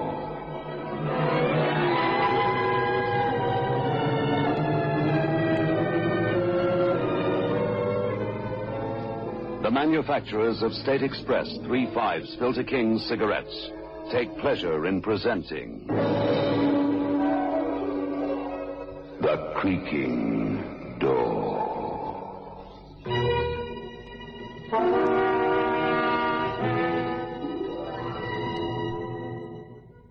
On the banks of the river, a man stumbles through the mist.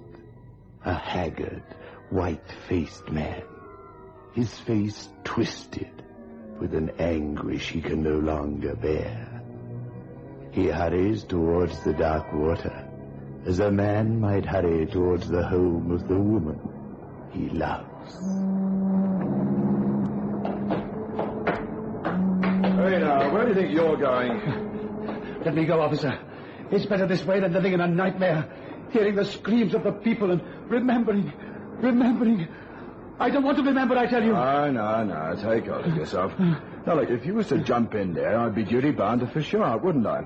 That'd mean I'd get pneumonia, if nothing worse, and me with a family. You wouldn't want that, would you? Her face is always coming out of the mist on nights like this. I don't want to remember, I tell you. All right. We all have a woman we remember from somewhere. Now, things pass, mister. They change and mellow. You'll forget you was ever in love with her. I won't forget how I killed her. Had any food in the last 24 hours? No, I've been wandering the city. Well, come and have a bite and you can tell me about it. It's as he said it would be. Everything is fated. A man cannot choose the time to die any more than he can decide the time to be born. My name's O'Brien. What's yours? Edgar Spence. Well, come on then, Edgar Spence. It's my time to knock off for the night, so let's go to Dan's Cafe for a drink and a square meal. You'll feel better after that. All right. It doesn't make any difference, does it? Not in the long run.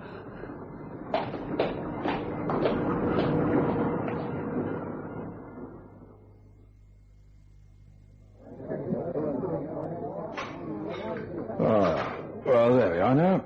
You feel any better? I'm not hungry anymore. Men think they are so important. They think their little thoughts and big philosophies matter. They never seem to remember that a man with a full belly can be a philosopher. A man with an empty one can only be hungry. I've been hungry a great deal. How did you come to kill your girl? Traffic smash? That leaves a man full of remorse. I mean, if he escapes and the girl... Oh, no. This was no accident. She was murdered. Murdered? Yes. I killed her. Oh, you don't say. Now, how did you come to do a thing like that? Look at me. Do I look brutal and bestial? No, not a bit. I'd say you were a friendly, ordinary sort of chap. Look at my hands. Are they the hands of a murderer? No, never. I'm a magician by trade. That's why my hands are so supple. They have to be. Did you ever hear of the great Malvolio? Oh, no, Mr. Spence. You're not going to tell me you're the great Malvolio. I was his assistant. He sneered at me, played practical jokes on me. Malvolio was a good name for him. Oh, he's a great illusionist, a wonderful conjurer, a superb showman. But he's something more. Some thought it was only the gift of hypnotism, but I'd call it something else. Magic. Black magic. Oh, is that so? Does all this have anything to do with how you came to kill your girl? Oh, yes. It started that night in the old Scala Theatre in Vespera. I was his assistant, as I said, but I didn't work on the stage. No, you see, all his illusions depended on fine clockwork mechanisms. A black velvet curtain must move exactly on cue, perhaps while he's directing the attention of the audience somewhere else. I made those mechanisms. I fitted them up for him. I was his carpenter, press agent, valet, anything. Until that night in Vespera, in his dressing room after the show.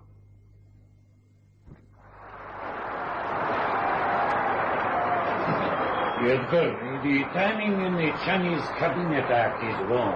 I'll fix it tomorrow. You will fix it tonight. What? You must fix it tonight. But why tonight? Because I have a surprise for you. I have a new assistant. A stage assistant, do not be worried. Starting tomorrow. Her name is Diana Leeson. Not old George Leeson's girl. The very same. Wow. You come, help me get this grease paint off, Good.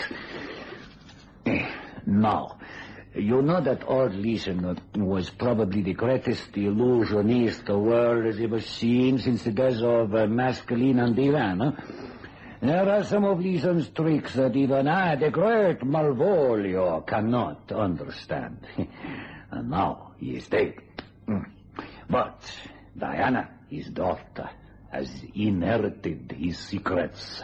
And you've got her to play ball, Malvolio. Good for you. But what about your present assistant? Huh? Elaine won't be happy to be replaced. After all, she's been more than just an assistant to you. She's going to be angry, you know. Yes, well, I'll be detailed. Thank you. The Elaine chapter in my life is closed. Closed. I hope she sees it that way. She is gone. You won't see her again, I assure you, Spence. What do you mean exactly? Elaine's in love with you. Mind your own business. No, Diana is coming here. Now, get onto the stage and fix the Chinese box, and be more careful in future. Oh, have you met Diana Leeson? No, but I have heard she's a nice person. She is extremely beautiful. When I have talked business with her, I shall let you meet her. She may have some ideas. Now go, man. What are you waiting for?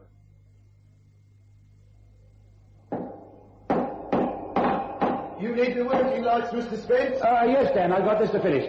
Okay, good night. Pleasant dreams. Good night.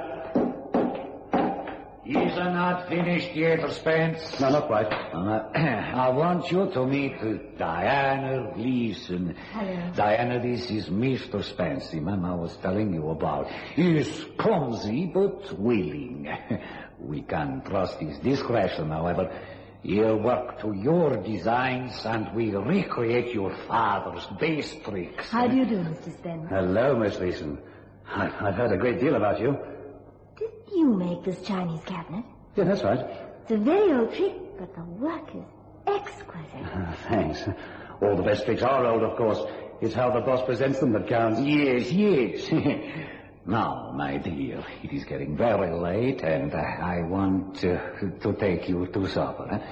Good night, Spence. Oh, but can't you come too? I want that work finished tonight, sorry. Now, Spence understands. Good night, Spence. That was the night it started. She became your girl? When she joined us, she was a happy human being with a mind of her own. But she came under his influence, as so many had done before her. She was like a rabbit hypnotized by a snake. Soon she was worshipping the ground he walked on. And of course he robbed her of her rights to her father's act. The funny thing was, I think he loved her too. She was easy to fall in love with, small and dark and quiet, yet striking. She was a showman's daughter, and there was something about her you could never forget. Tell me, did you ever see the old illusion of sawing a woman in half? Oh, yes. It floored me, all right. I never discovered how it was done, but of course nobody ever really sawed a woman in half. I mean, that stands to reason, doesn't it? It's very simple. And of course it's been done to death. To death? We revived it with a difference. Diana had some notes her father had made. She explained it to me. Look at the plan, you'll see how it works. We don't use an ordinary saw or the usual patter. We send it up. I'm the old-fashioned heroine, the boss is the villain in the melodrama. It's either to the platform of the circular saw and the orchestra plays spoof music. Oh, yes, something like, the great big saw came nearer and nearer. And I'm calling for help, and this time it doesn't arrive. And as I'm sawn in half, he says to the audience, don't believe everything you read, friends. It's a new presentation. Yes, a good idea. Looks all right, too. Diana, I wish you wouldn't. But it's a wonderful idea. Maybe. Diana, you mind if I say something? Of course not. There was a girl before you, Elaine Somerton. I've seen her work. She was very good, too. But Malvolio explained to me she was possessive and she made scenes. Some women are like that. Elaine disappeared. The night you came, she disappeared. Di, please think it over. What do you know about this man? His name isn't Malvolio, but what is it? Has he ever told you? No, he never has. He wants to be Malvolio, that's all. It's a likely story. Can you explain all his tricks? Most of them. But some do puzzle me. Now, the one where he makes me disappear into thin air, what happens? Don't you know? No, I don't. He hypnotizes you. Diana, the man has strange powers. Even I can't explain half the things he does. Oh, they said the same thing about Houdini. But in fact, Houdini was only a great illusionist, just like Malvolio. But Houdini had a history. He had a home, parents. He didn't just appear out of nowhere one day. Edgar. Oh, you're sweet to worry. But I might as well tell you, I'm in love with him. And I'm in love with you. Edgar, please. You're a sweet person. I'm sure you must understand. Well, I'm leaving. I can't sit by and see what's happening to you. Leaving? But your job, what will you do? Work up my own act. Edgar Spence, illusionist. And if you ever want me, you'll be able to find me easily enough. Bless you, Diana. I only hope you know what you're doing. Oh, but she came to see you. Is that how it went? Yes. 6 months later, she came to me. She was still beautiful, but the glow had gone. She was quiet and said little. But I knew she'd been given one gift at least by Malvolio. The ability to hate.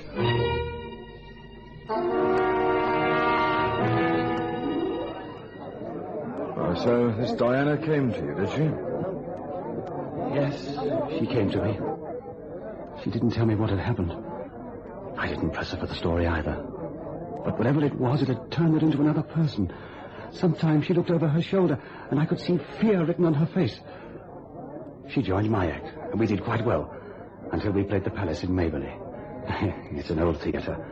And I'll swear the ghosts whisper in the dressing rooms and take a bow with the live actors after a show.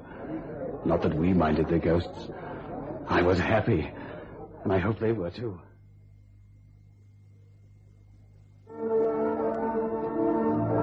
Look out, please. Look out, please. Come in. Hello. Curtain's just going up. Now we've plenty of time. Oh, that's a wonderful gown. Where did you get it? It was delivered to the theatre this afternoon. Something Madame Carlo thought would suit me, I suppose. Darling, it does suit you. Oh, white sequins. You'll look dazzling when they put the spot on you. Well, dazzle is our business. Di, did you mean what you said on the way to the theatre?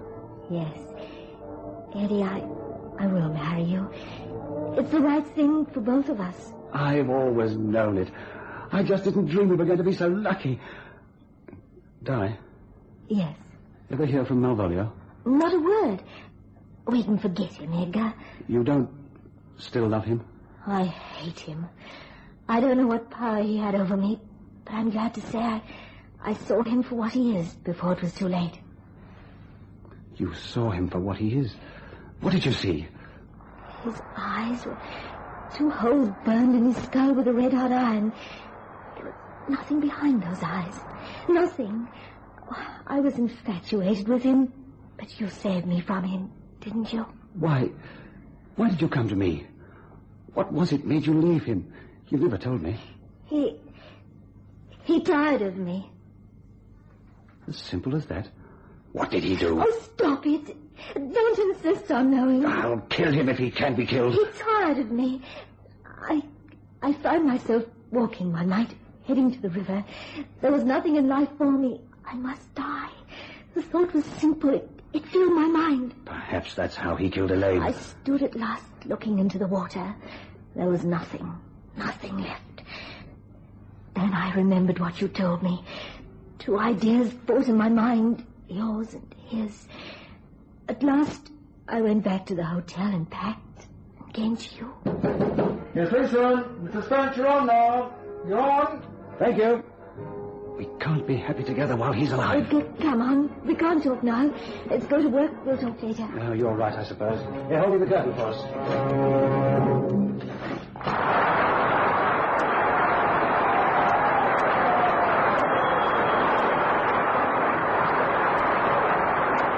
Ladies and gentlemen, they say that life is an illusion. Well, that's what I intend to demonstrate tonight. Now, just look at this bowl. An ordinary flower bowl. Empty, harmless. A mass-produced article like thousands of its kind. 1 pass and... Hey, presto! Why, it's full of roses. Diana, come and meet people. Diana. I knew she was in that cabinet. Third row of the stalls. I've seen him. I'm not dreaming, am I? No, it's Malvolio. And he's smiling. Smiling, that evil grin of his. He sat there smiling at us. A man without a past, without pity, without a soul. A thing of such indescribable evil. Oh, I know the feeling of looking at a man like that. How can you? Oh, well, I've helped arrest some evil ones in my time. Harry Latch, the Bumstead killer, Wilcox the strangler, Bad Bennett who bricked his missus up in a wall. Then you know.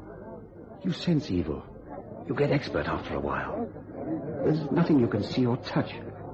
But as we worked on the stage like 2 performing seals, for the applause and the laughs, the amazement and the kicks of the audience, I could feel evil reaching out for me. We came to the last trick in our act. I knew there was going to be some trial of strength between this evil man and myself. And I understood quite suddenly where Diana had got that dress, who had sent it to her. I didn't know why.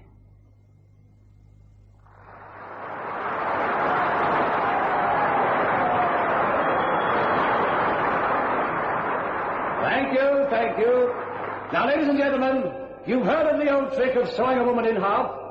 Well, no magic show is complete without it.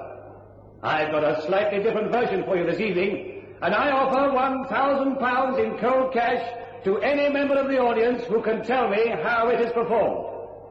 It never strikes any of you that I simply use a different woman every night. And now here is my lovely assistant. And here is the circular saw. All electric, all automatic. unstoppable, impossible to fool. Diana, Yes, Edgar? lie on the saw platform, if you please. Of course. That's it. Trust me? Of course. You must be crazy. Now I start the saw with this button. And now I direct my will to the saw blade. I prove that not even whirling steel can stand against the magician's magical power.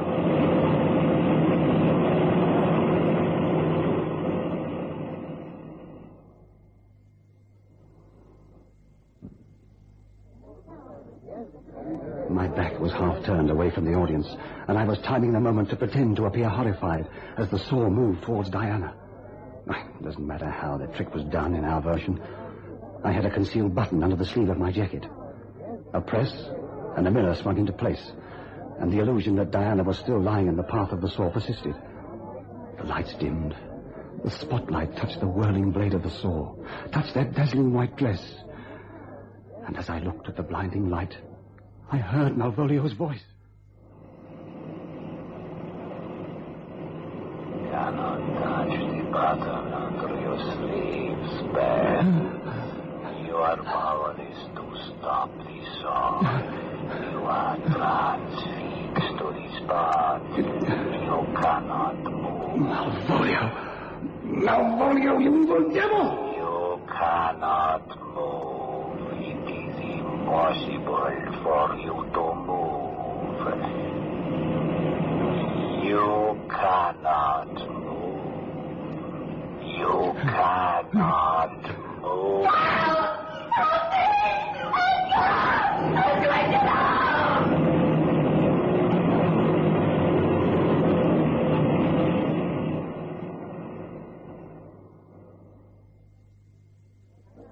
Stood there, powerless to move. The saw went on. The illusion didn't work. The table took her nearer and nearer to the blade, and then I heard that terrible scream, and it was too late. I turned and ran from the theater. I got my car and headed for the city. And I've been wandering there. I don't know how long I've been wandering. Then I seemed to hear the boats calling in the mist on the river. I stumbled down somehow towards the river, and I met you. You didn't murder the girl, then? No, of course not. Malvolio killed her. But what does it matter? Diana's dead, that's all I care about. Besides, who would believe me? Well, I'm a cop, and I'm inclined to believe you. Oh, thank you. Thank you. You don't know what it means. Just that somebody knows what happened. That just one person in the world believes me. Oh, I believe you, Mr. Spence. You're telling me this as it comes out of your mind. You want anything more to eat or drink, by the way? No, thank you. You've been very kind. Oh, not a bit of it. And you won't give us any trouble now, will you? What? Trouble? Well, you see, the man who owns this place, Dan Rafferty, was a cop himself once. I slipped a wink to him when we comes in, and he recognized you, too. There's men from, well, your nice sanatorium all around. Where is he? That voice! I know that voice! Oh, Dr. Turkis has arrived. Dr. Turkis, that swine! Before I go, I'll finish you, O'Brien. I'll kill you! Oh, be good and take it easy. I'm going to whistle here and... You betrayed me! You've sold me to the Stay where you are. We've got a loaded syringe here. There. You devil. You, Turkis. Dr. Turkis. You're Malvolio! Malvolio! Relax, Edgar. You'll wake in a nice, clean bed. You will like that, won't you? Huh? Is he really dangerous, like you said in the papers? There. He's going to sleep. Dangerous? Yes. He killed that poor girl in front of an audience. He didn't seem the sort. Oh, they never do. It is a typical severe case of schizophrenia, the split mind. He was two personalities. Sometimes he is himself, Edgar Spence. Sometimes he is Malvolio, his wicked self. When Edgar Spence gets under the control of Malvolio, there's simply no hope. Anything can happen. But he thought you were Malvolio, Doctor. Ah, yes. A typical transference. One lays one's scenes onto a scapegoat. Oh, no, officer. I am not Malvolio. But would it not be a joke on space if I were?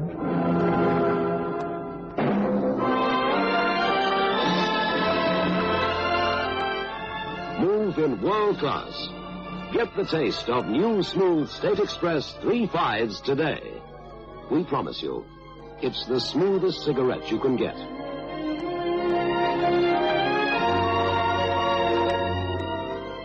It's a blend that has been perfected after years of constant research by our master blenders. And the recent development of an entirely new process which gives you an even smoother 3.5 smoke. We promise you, it's the smoothest cigarette you can get. Move in world class. Get the taste of new, smooth State Express 3.5s today.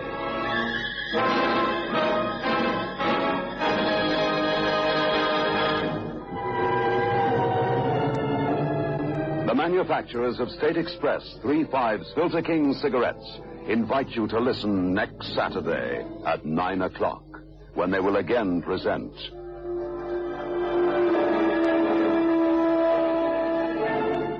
The Creaking Door.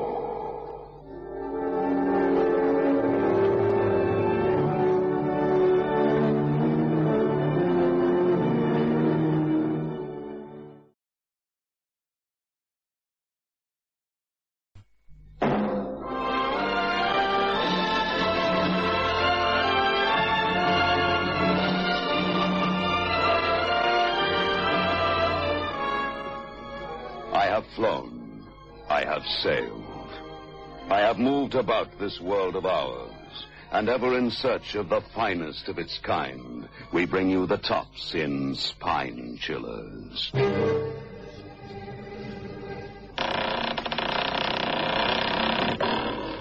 The Creaking Door.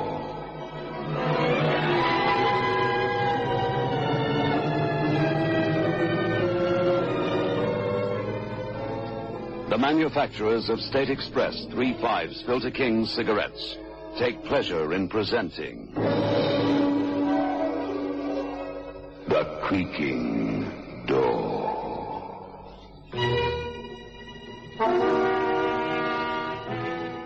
A man lies awake in the dark, listening to the wind. Outside, the small town crouches under the whip of the storm. The man is waiting, waiting for the news that will turn him into a hunted thing, into a person who must watch every word he utters. Soon he will be joined by an eternal companion, whose name is Fear.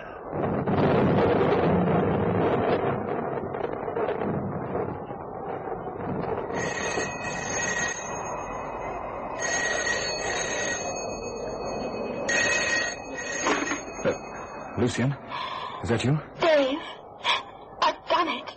It's horrible, horrible. Don't talk on the phone, you fool. I'm coming over to attend to things right away.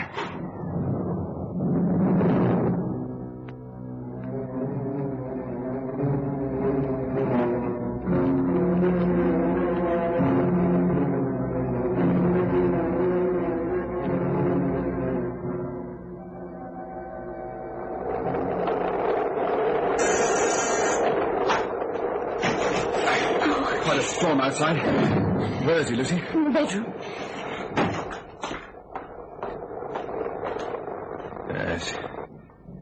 Yes, he's dead, all right. What will you do? There's a new water main being laid at the end of Hope Street. A most enticing ditch. It's going to be a pleasant job digging in this weather in red mud. The things men do for love. Oh, darling. Tell her we can soon be together. I'm going to pack a case for him right now. I know what a man would take. As soon as it's light, you'll drive round to his people and tell them he's gone and taken his things and left you flat for another woman. Now go and get properly dressed, hastily, but no makeup. You understand? Yes, I understand. I'll see to this end of things. I picked up the gun. It just went off. Yes, I know. Guns do. That's what you pick them up for. How often haven't you heard the phrase or read it in the reports of some sordid murder case? I pointed the gun just to frighten him. Yes, but the finger on the trigger betrays the real intention. Oh, I'm a murderess. It went off so easily. Lucy, get hold of yourself, darling. Dave, darling. You love me? Do you really love me? Why do you think I'm doing this? Tell me you love me. Later, Lucy. This is a time for hard thinking and calculated action. But I must know. Roger loved me in his way. It's too late for regrets. No regrets for Roger, eh? Now look, don't ring me or send me notes. Ignore me, you must, and remember this. We're tied together by blood guilt, my girl. We both face the hangman's rope, the shame of the public dock, the judge and the jury, idiots and time servers, all that legal crew. And where's the gun? It fired, and I just dropped it. All right, I'll break it up. Oh, it'll be dawn soon. The sky's breaking now. So dress and get over to his people's place. That sister of his will be so upset he's left you. She was always so fond of you, Lucy.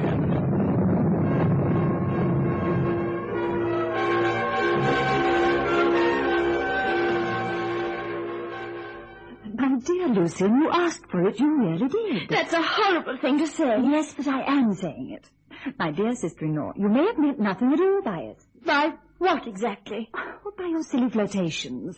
A kiss in a dark passage, silly words said foolishly, holding hands in the back of a car going to a party. Nothing, I grant. But he took it badly. Roger loved you, and I'm sure he still does. And he's very possessive. I don't see what business it is of yours. It's all over in any case. Well, now look here. I understood you wanted to get him back. I thought that's why you came to me. But, of course, Mary.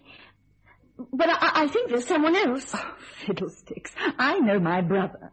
Now, all he did... Excuse me. Mary Hartnett speaking. Hello, sister mine. Oh. Roger speaking. I rang home, but there was no reply. Your poor wife's here. I've been hearing about your escapades. You frightened the poor child to death. Who is it, Roger? Look, the lines were down and I couldn't telephone her. There was some water in the carburetor. You said it was Roger. Well, the poor girl's frantic and thinks you've left her for another. Here, I put her on. It can't be Roger. But it is. Here, come on, talk to him yourself. Oh, thank you. Hello? Roger? Hello, Lambkin. I was just telling It's Mary... Roger. It really is.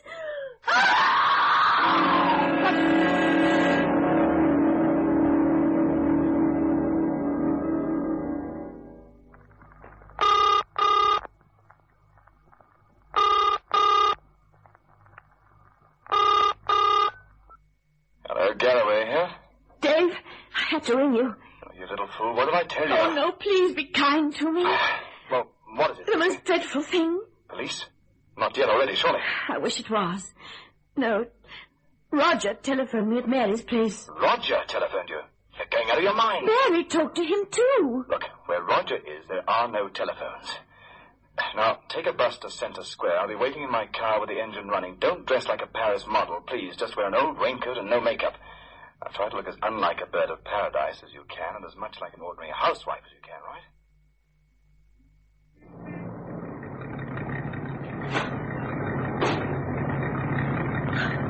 Dave. Hello, Lucy. Now, what is all this nonsense about? My nerves are going.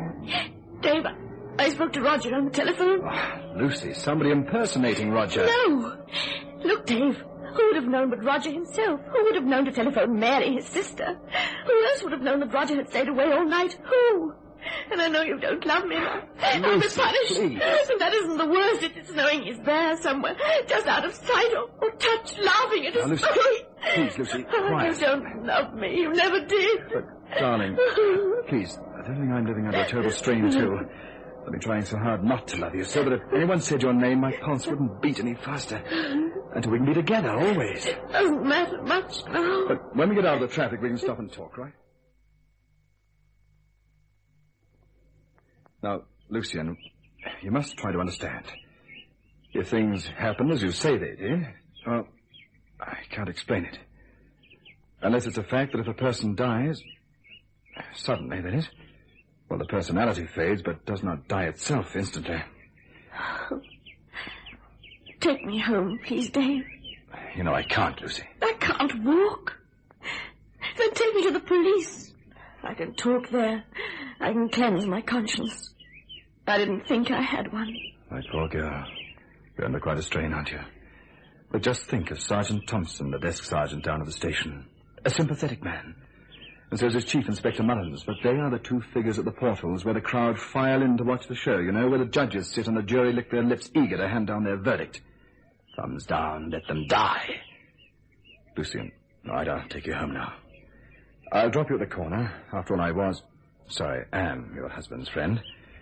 Remember, he's still supposed to be alive. Now, try to sit it out, but ring me if you have to. If you have to. Either at home or at the office.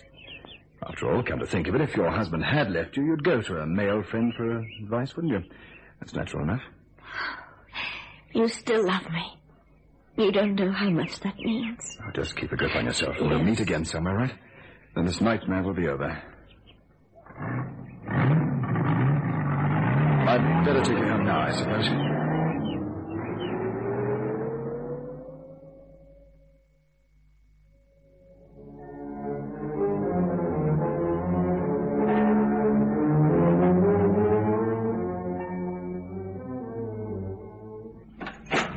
This way, Inspector Carney. Thanks. I've a difficult sort of inquiry to make, if you understand me. Concerns your brother, Roger. He would be your brother, wouldn't he? Mr. Roger Harkness. Yes, Roger's my brother.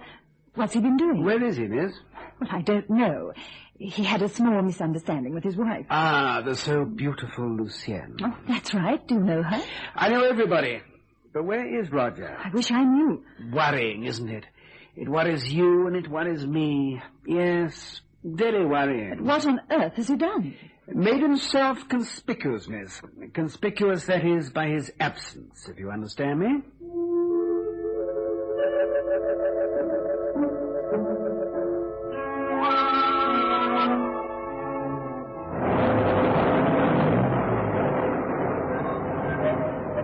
There we are, Lucy, right at your own doorstep. Don't forget, now try and stay collected, huh? Oh, my darling, you've cleared the shadows for me. Oh, bless you. I can... Dave? What's the matter? The man watching my front door. Right. Well, you can just see him on the corner. Dave! Dave! It's Roger! Tell me, Miss Harkness, did you ever read the great William Shakespeare? Yes, Inspector, but I don't see what he has to do with my brother's disappearance. Very enlightening for a detective, Shakespeare is. Julius Caesar is a very credible murder case, and so is Macbeth. Strong motive and the lot. And the thing that catches murderers. Murderers? Yes. Guilt. Not remorse. Guilt. All the perfumes of Arabia can't sweeten this little hand. Not that my hand is little, you understand, but women have little hands. Lucienne has a small hand and dainty. Are you trying to tell me Lucien killed my brother? And another thing about Shakespeare, he was red hot on the supernatural, signs and portents and such. Like a tall man carrying a sack through the rain. Like a workman's shed broken into and a pick and shovel stolen on a pouring wet night. What are you trying to say? And great Caesar's ghost doomed for a certain time to walk the night. Now, tell me, who steals shovels on a wet night? And why? To dig up the allotment? No, miss. I won't buy that. Please tell me plainly what you suspect. Funny business. Or dirty work. No decent petty thief ever stole a shovel in the rain. Crime statistics drop sharpish if it pours cats and dogs. Look here, in my notebook. A report of tool-shed robbery. We've discussed that. Mrs. McGinnis sees a well-dressed man carrying a large and heavy sack to a car. Why, I wonder? Is it a hobby or something? Can't you tell me what you're after, Inspector Carney? I've nothing but suspicions. I need more to dig up all that lovely new water pipe. My idea was that you might be able to tell me where your brother is. Or say you were worried about his disappearance. His wife said he left her on Wednesday, the day of the storm. She came round the next morning to tell me her sad news, that he'd left her for another woman. Ah, and it was Wednesday night when the storm was at its worst that Mrs. McGinnis saw the well-dressed man with a large sack. Well, my brother wasn't in the sack, because I spoke to him on Thursday morning. In person? On the telephone. Any possibility of it being a double? Somebody faking his voice? Not a chance, Inspector, and I should know. Well, I'm glad to say there goes my murder case. I'll be getting along. Oh, do you know a man called Dave Garraway? He's a friend of my brother's. Or rather, of Lucien's. Ah, a very good expression for a detective, that, Miss Harkness. Full of implied wisdom and secret knowledge. And what does it mean? Nothing. But I'm baffled. Honestly, I am. Thank you, Miss Harkness. So you spoke to him Thursday morning. I can let myself out.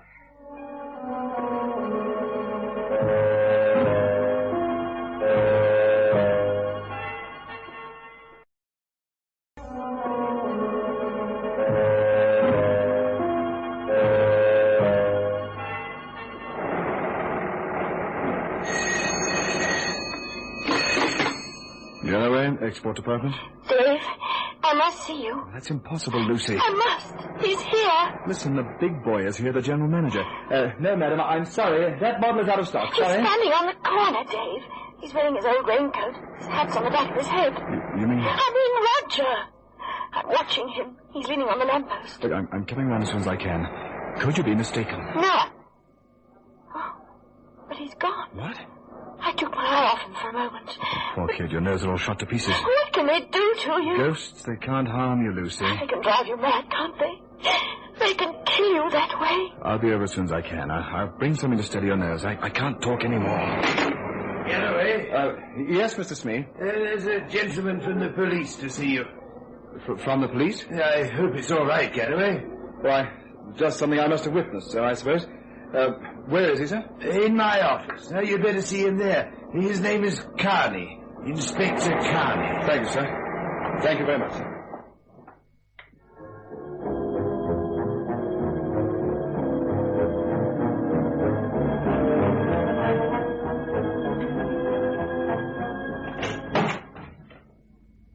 Hello, Galloway. Hello yourself. What exactly do you mean by coming to my office? Where's Roger? Roger Harkness? Why ask me? We'd like to know which bit of the water main to dig up. What are you talking about? Never mind. I know all I want to from you, thanks. I never forget a face, Galloway. Or a record. My record? Look, I'm clean, Carney. If you want to dig out my record, go and play it on your gramophone. Afternoon, Galloway. Shocking bad manners, even for a murderer.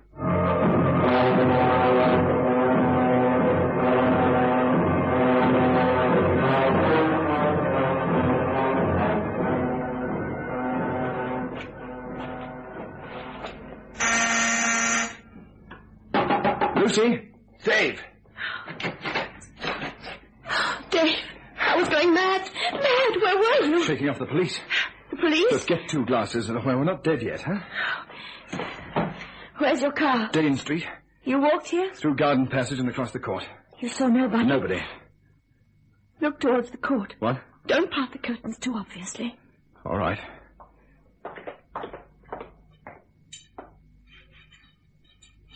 Yes. I see his face in the light. It's him, all right. I must have walked right past him and I didn't see him. What shall we do? Well, that's Roger Harkness or his ghost. I'm not afraid of either of them. I despised him when he was alive, and I'll get the glasses. There we are. 15-year-old stuff. Take a good drink. Come on, and brace yourself. We're done for, Dave. Well, perhaps. Here's health. Police been here? No. Why does he wait like that? Oh, why does he want to drive me insane? You shot him dead, remember? But you told me All right, to. let's not quarrel. Lucy, they're going to dig up the pipeline. I'll look quickly. Dave? Dave! He's coming across the road. That's absurd. Absurd, you say? Let me tell you, it's killing me to hear you say absurd. The ghost of a dead man at the door. And you say absurd. The ghost of the man you killed. You told me. You All right, told me. But control yourself, you fool. Oh. I'm going to open the door. No, don't open it. Don't open it. Roger? It is you, Roger? Of course, my dear chap. Ah, And there's my murdering little wife, bless her. And an excellent bottle of brandy.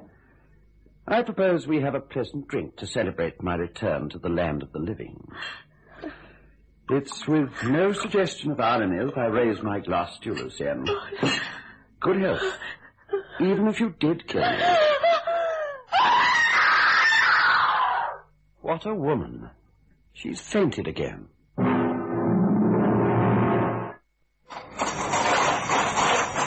Come on, lads. Dig, please. I know there's something there. Well, sir, we've exposed a lot of this pipe. Don't sound so clinical, Sergeant. You're not doing a post-mortem, you're just digging. Oh, very well, Inspector Carney, sir. I've never known you wrong yet. My friend, give the forces of evil a kick in the pants, and let the forces of good win for once.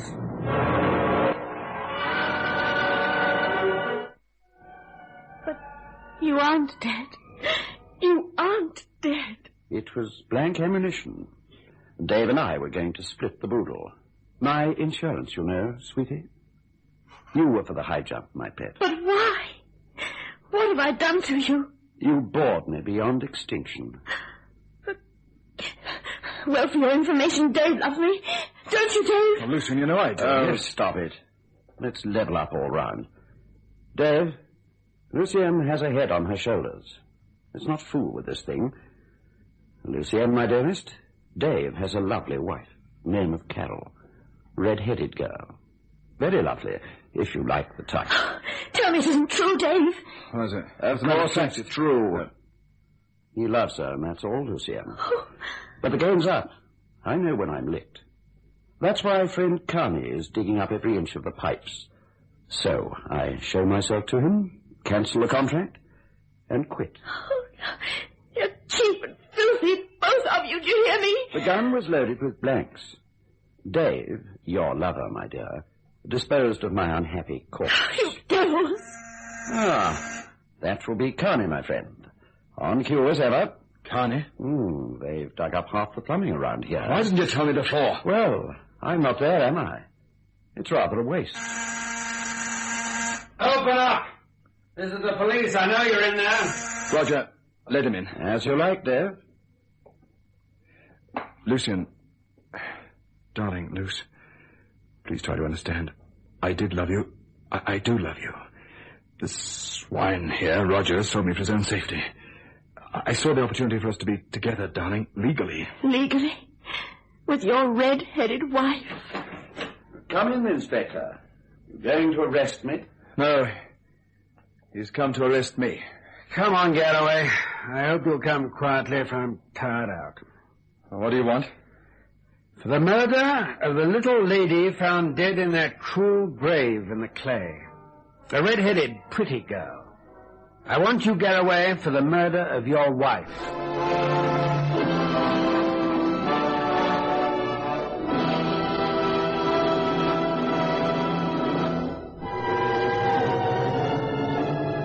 The manufacturers of State Express 3/5 Filter King cigarettes invite you to listen next Saturday at 9 o'clock, when they will again present